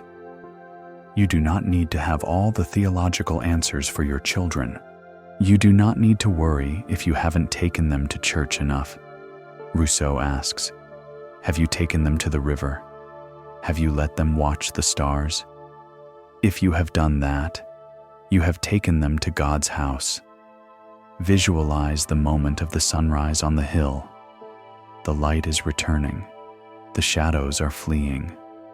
The vast, silent machinery of the universe is turning perfectly. You did not make this happen. You do not have to sustain it. There is a power that holds the planets and the atoms. That same power holds your family. You can trust it. Rousseau's vicar ends his sermon with a simple prayer. I worship the supreme power, and I act simply. Worship the beauty. Act simply. That is a theology that a child can carry, and an adult can rest in. The more I strive to prove the infinite being of God, the less do I know it. But I feel it. That is enough. Feel the pulse in your wrist. That is the rhythm of the infinite. It is beating for you right now. Section 16. The Art of Invisible Guidance. We have explored the realms of nature, faith, and the city. Throughout this journey, you might have wondered if we let the child follow nature. Does the parent do anything at all? Are we just passive observers? Jean-Jacques Rousseau answers with a mischievous smile. He reveals the deepest secret of his pedagogical method. The parent is not passive. The parent is the most active force in the child's life, but this activity must remain completely hidden. We arrive at the concept of well-regulated freedom. Rousseau argues that there is no subjection so perfect as that which keeps the appearance of freedom. He advises the parent, let him always believe he is the master, and let it always be you who really is. This sounds manipulative to the modern ear, perhaps even Machiavellian, but Rousseau distinguishes between control of the will tyranny and control of the environment guidance. The tyrant says, "Do this because I said so." This creates a battle of wills. The child resists to prove they exist. The invisible guide arranges the world so that the child wants to do the right thing, or has no choice but to do it because of the situation. To illustrate this, we return to a rare and cinematic detail from a meal involving the Lost in the Forest lesson. Rousseau the tutor wants to teach Emile the importance of astronomy and navigation. He could just lecture him in a classroom. Instead, he orchestrates an entire day. He takes Emile for a walk in the forest. He deliberately distracts the boy, leading him deeper and deeper into the woods until they are hopelessly lost. It is lunchtime. Emile is hungry. He is tired. He begins to cry. The tutor does not scold him. He pretends to be lost too. He says, "Oh dear, we are in a bind. How shall we eat?" Emile is now highly motivated to find the way home. His amour de soi hunger is driving him. The tutor then gently asks, "Do you remember the position of the sun at noon? Where is the shadow pointing?" Emile looks at the sun. He looks at the shadow. He makes the connection. That way is north. The town is north. Emile runs home, leading the tutor. He feels like a genius. He feels like the master of his fate. He has learned navigation forever, but he never realizes that the tutor intentionally got him lost to create the lesson. This is the hand of the magician. The audience, the child, sees the magic, the solution, but they never see the wires. For the modern parent, this is the ultimate parenting hack. It shifts the energy from confrontation to curation. Instead of fighting with your child to eat healthy food, confrontation. You simply do not buy junk food. You curate the pantry so that any choice they make is a healthy one. They feel free to choose, but you have defined the menu. Instead of fighting with your child to read, you scatter interesting books all over the house and turn off the Wi-Fi. You curate the boredom. Instead of forcing a teenager to wake up, you let them sleep in and miss the ride to the fun event they wanted to attend. You curated the consequence or allowed it, but you didn't nag. Rousseau argues that this method protects the relationship. If you are always the one saying no and stop, the child views you as the enemy. If you are the invisible guide, the world is the harsh teacher, and you are the sympathetic ally helping them navigate it. When Emile gets lost, the tutor is his friend, suffering with him. When the modern child can't find their shoes because they didn't put them away, the parent shouldn't be the scold, "I told you so." The parent should be the fellow sufferer. Oh no, that's so frustrating. I hope we can find them before the movie starts. This requires the parent to be strategic. You must think 3 steps ahead. You must be the architect of the house, not just the security guard. Rousseau warns that this takes more effort than tyranny. It is easy to yell. It is hard to design a scenario where the child learns without being yelled at. But the reward is a child who possesses autonomy. Because Emile thinks he solved the problem himself. He gains confidence. He learns to trust his own reason. If the tutor had just led him home by the hand, Emile would have learned only one thing: I am helpless without my tutor. For the listener lying in the dark, consider the invisible hand in your own life. Think of the times you learned the best lessons. Was it when someone preached to you, or was it when you hit a wall and had to figure a way over it? Rousseau asks you to build those walls for your children, but cover them in ivy so they look natural. Give them the illusion of total liberty within a safe, curated perimeter. Let them run wild in the meadow, but make sure you have checked the fence. There is no subjection so perfect as that which keeps the appearance of freedom. Thus, the will itself is held captive. You capture their will not to crush it, but to guide it toward the light. Section 17. Choosing a partner. The Sophie ideal. The boy is now a man. Emile has conquered the garden, the forest, and the city. He is strong, compassionate, and self-reliant. But the education of nature is not complete until the solitary man finds his counterpart. We arrive at the final, and perhaps most delicate phase of Rousseau's vision: love and marriage. In the modern world, we often leave romance to chance, or worse, to the algorithms of dating apps. We focus on compatibility of careers or hobbies. Rousseau, however, argues that the choice of a partner is the ultimate test of all the education that came before. If Emile chooses a wife based on amour propre vanity, picking the most beautiful or wealthy woman just to impress society, then the entire project has failed. He will be enslaved by his wife's demands and society's envy. To save Emile, Rousseau introduces Sophie.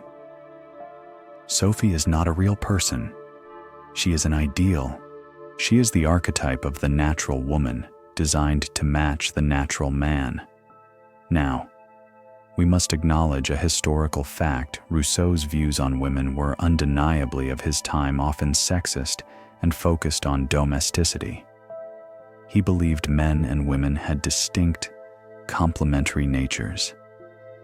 While we may reject his specific gender roles today, the underlying philosophy of what makes a relationship work is profound and timeless.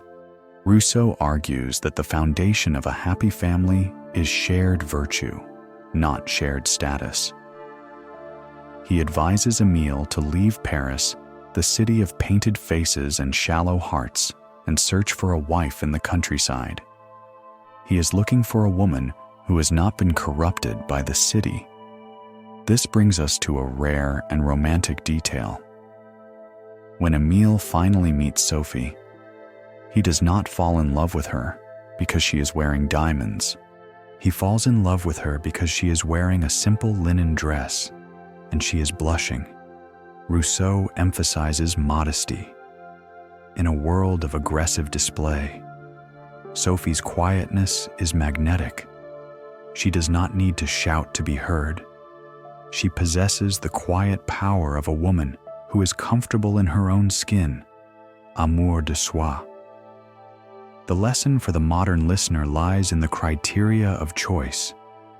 Rousseau warns us to teach our children and ourselves to look past the varnish. In the dating market of the 18th century and the 21st, Everyone is selling a curated image. Rousseau tells Emile, look at how she treats her parents. Look at how she treats the poor. Does she know how to run a household? Does she find joy in simple things? If you marry a person who needs constant entertainment, luxury, and validation, you are marrying a hole that can never be filled. You will spend your life working to feed their amour propre. But if you marry a Sophie, someone who finds joy in a garden, in a book, in a quiet evening, you are marrying a partner in freedom. Rousseau also reimagines the role of sex. He argues that physical passion is the spark, but friendship is the fuel. He advises Emile that true love is not gazing at each other, which is blinding, but looking together in the same direction, which is clarifying. Sophie and Emile are not just lovers. They are co-conspirators against the artificial world. They create a domestic republic where the laws of the corrupt city do not apply. This section also touches on the concept of complementarity. Rousseau believed that two people should not be identical copies of each other. That leads to competition.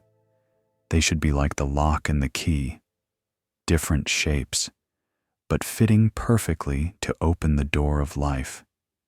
In the modern home, this translates to respecting differences.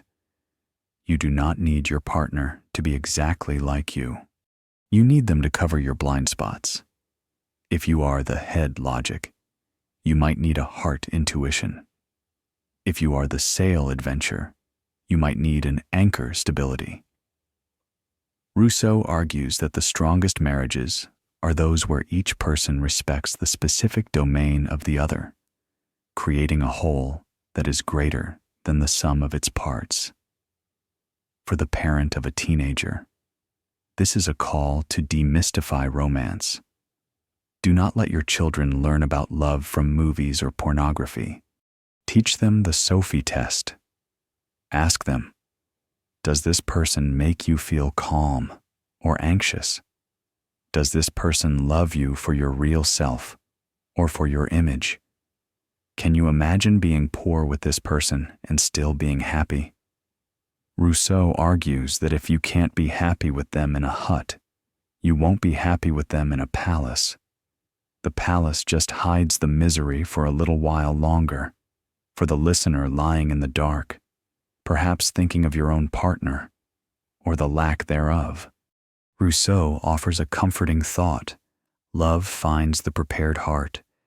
Emile found Sophie not by chasing women, but by becoming a man worthy of a Sophie. He worked on his own virtue, his own strength, his own kindness. And when the time was right, the natural marriage is the harbor where the ship finally rests. It is the place where you can take off the armor you wear for the world.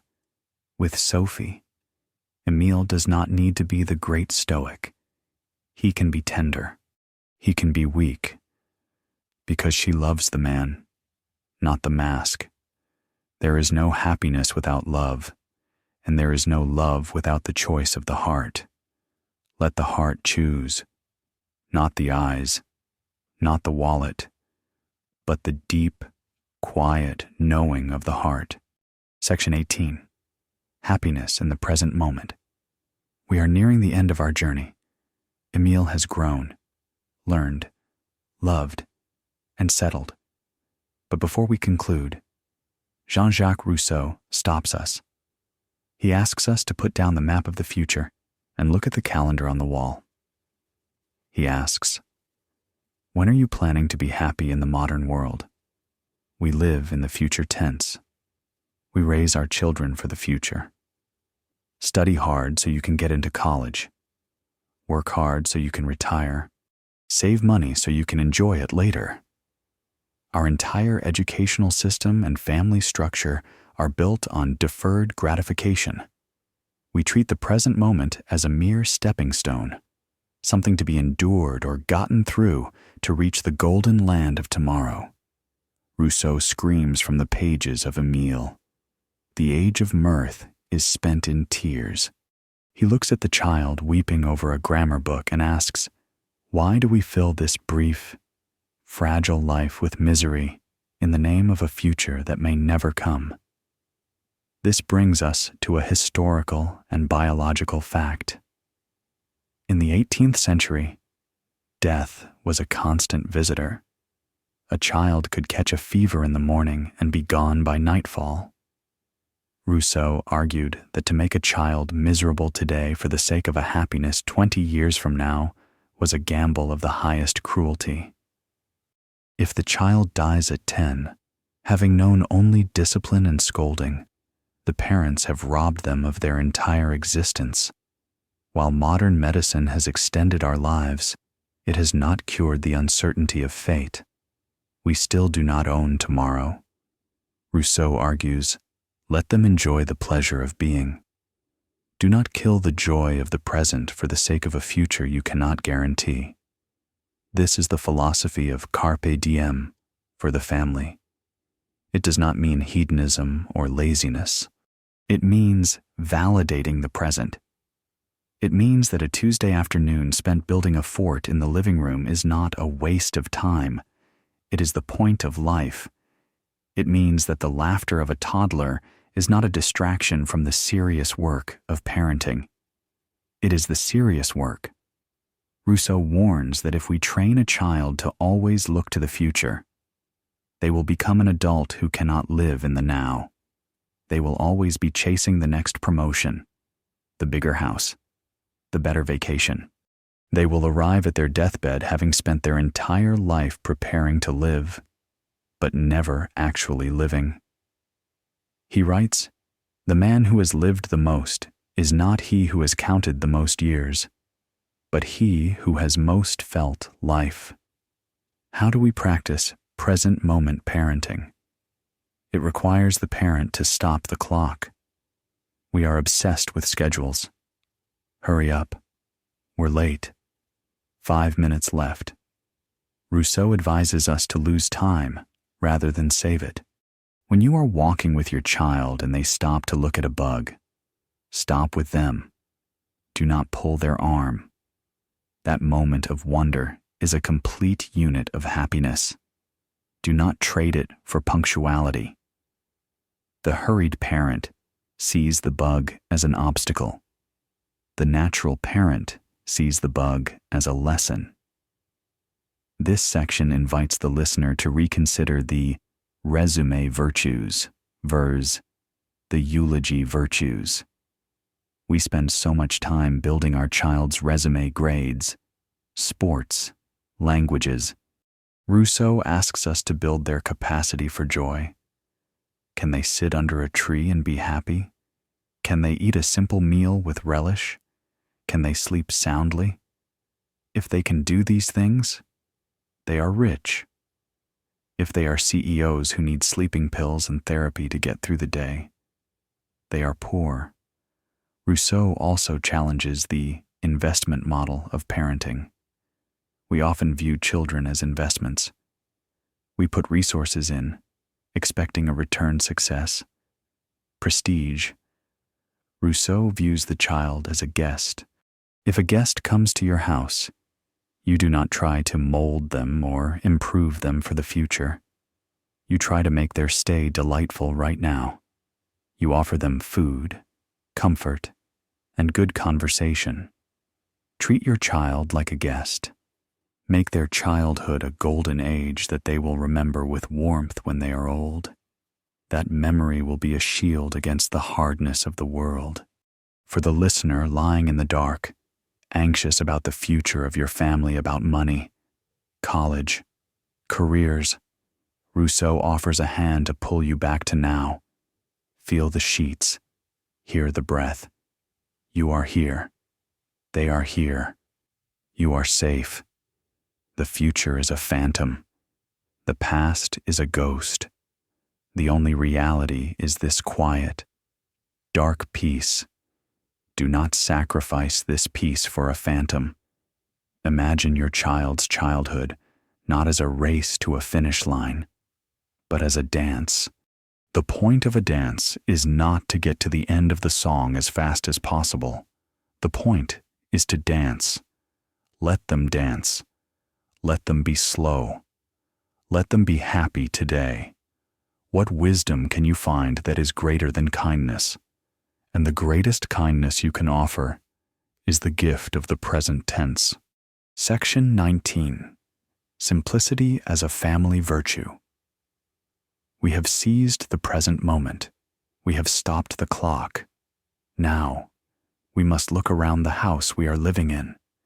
Is it a fortress of peace, or is it a museum of stress?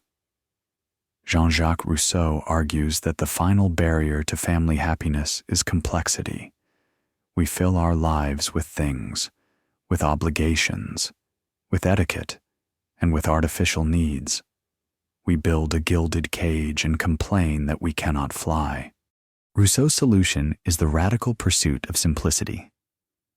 In the modern world, we equate success with more square footage, more cars, more clothes, more options. Rousseau equates success with less. He argues that every new object you bring into your home is a new chain. You have to clean it, insure it, repair it, and worry about losing it. The more you own, the more you are owned by your possessions. He writes, "The man who has few needs is the one who is truly rich." To understand this, we revisit the contrast between Paris and Montmorency. In Paris, the dinner parties were elaborate. The food was covered in heavy sauces to hide the taste. The conversation was covered in wit to hide the truth. The clothes were covered in lace to hide the body. Everything was a mask. In Montmorency, Rousseau lived in a small cottage.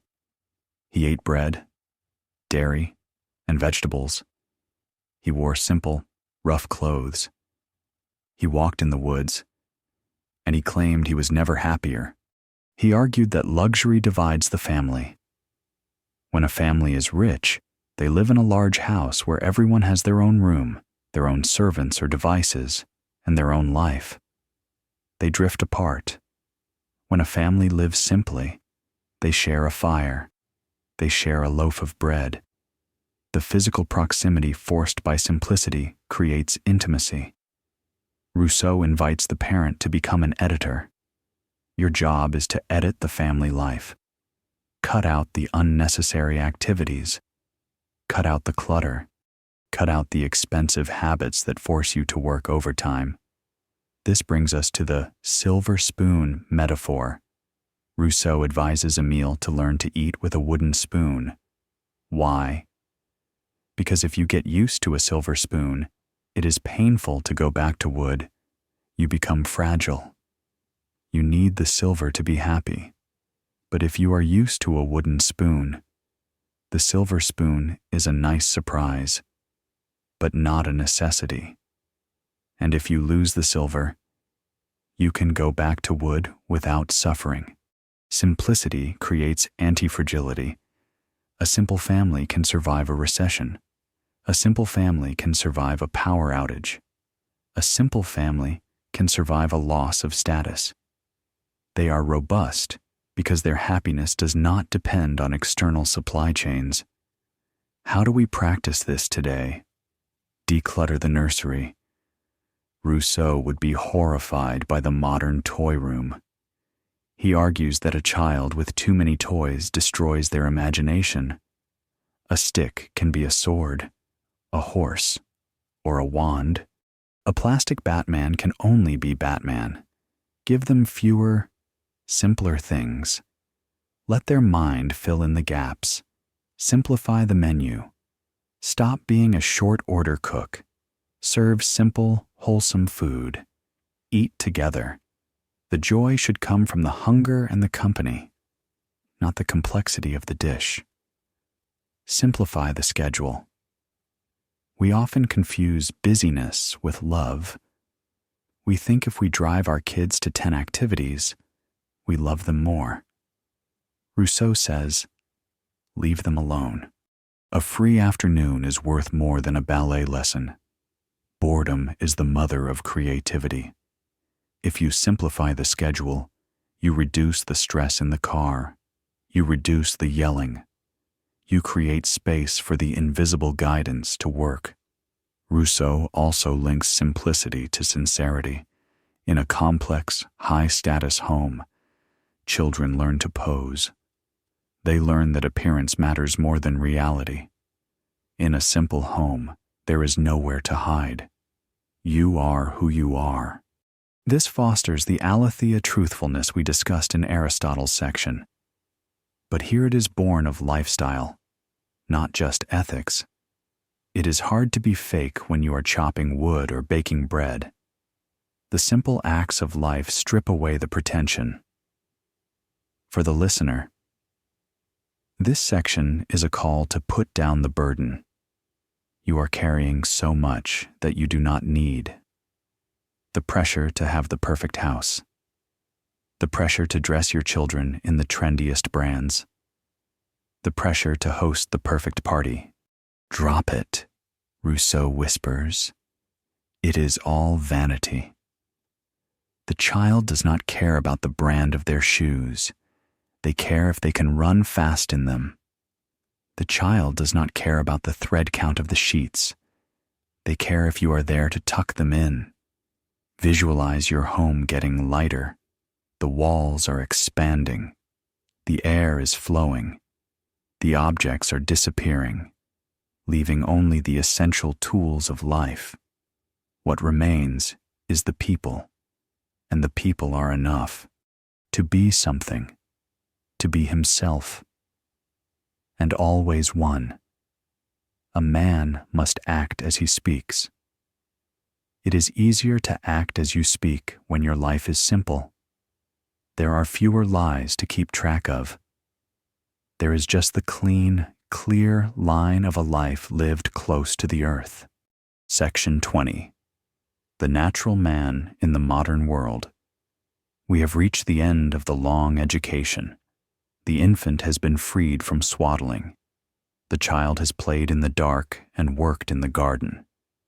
The teenager has felt the weight of compassion and the thrill of first love. Now, the adult stands before us.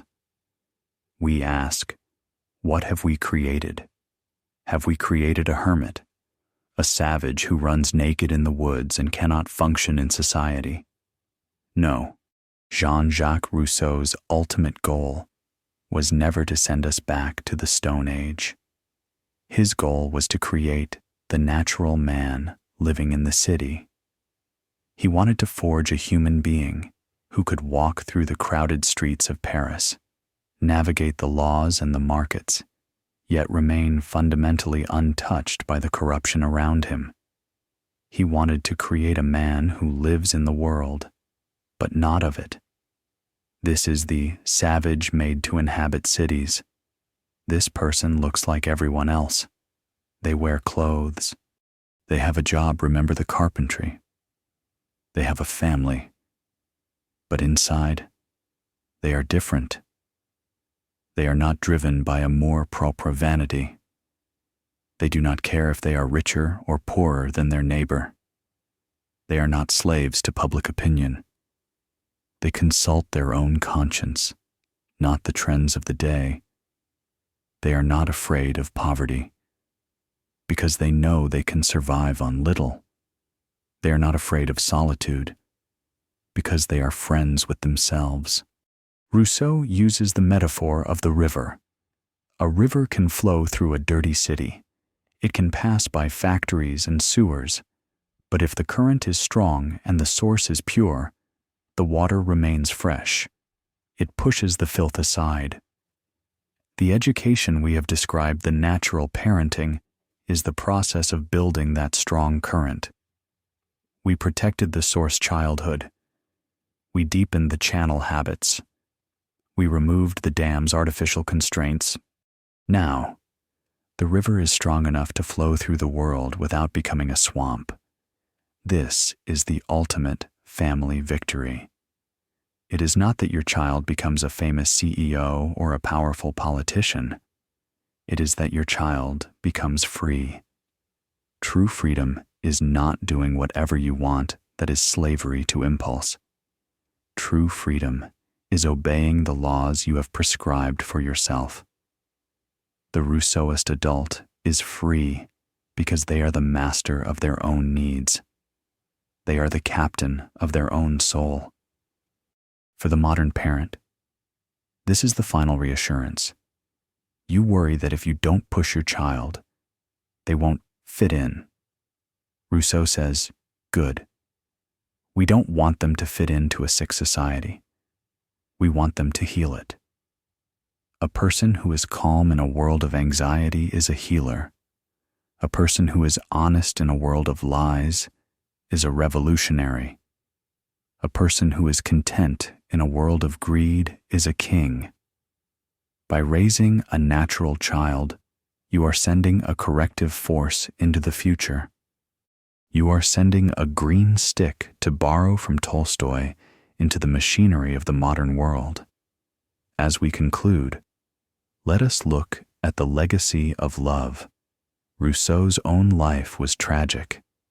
He abandoned his own children, a dark fact he regretted until his death. He wrote Emile as an act of penance, a dream of the father he wished he had been. But you have the chance to live the dream. You are there. You are present. You have the power to break the chains of generational trauma, of anxiety, of control. You have the power to say, in this house, we are free. In this house, we are kind. In this house, we take our time.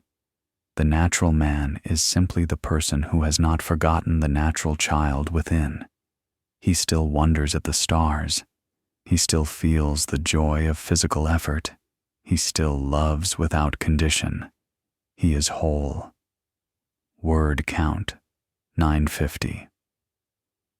When down tempo slows significantly, the voice becomes a gentle whisper, merging with the silence. And so, we leave the garden of Emile. We leave the woods of Montmorency. We return to the quiet room where you lie. The journey is done. The theories are put away. There is nothing left to analyze. There is only the feeling of peace. Take a deep breath. Feel the air filling your lungs, the same air that feeds the trees, the same air that fills the sails of ships. You are a natural creature. You belong to the earth. You do not need to perform. You do not need to impress. Your existence is enough. Visualize a seed sleeping deep in the warm, dark soil. It does not worry about the sun.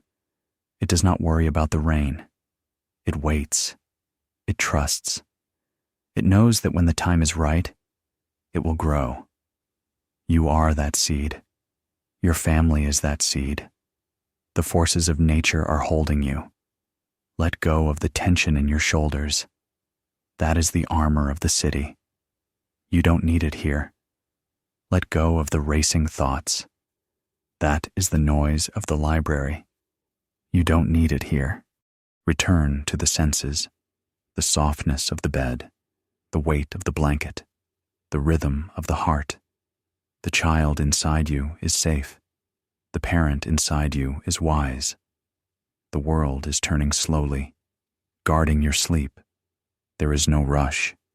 There is only this moment, natural, quiet, free. Sleep now. Drift into the deep, green silence. End of script. Sweet dreams.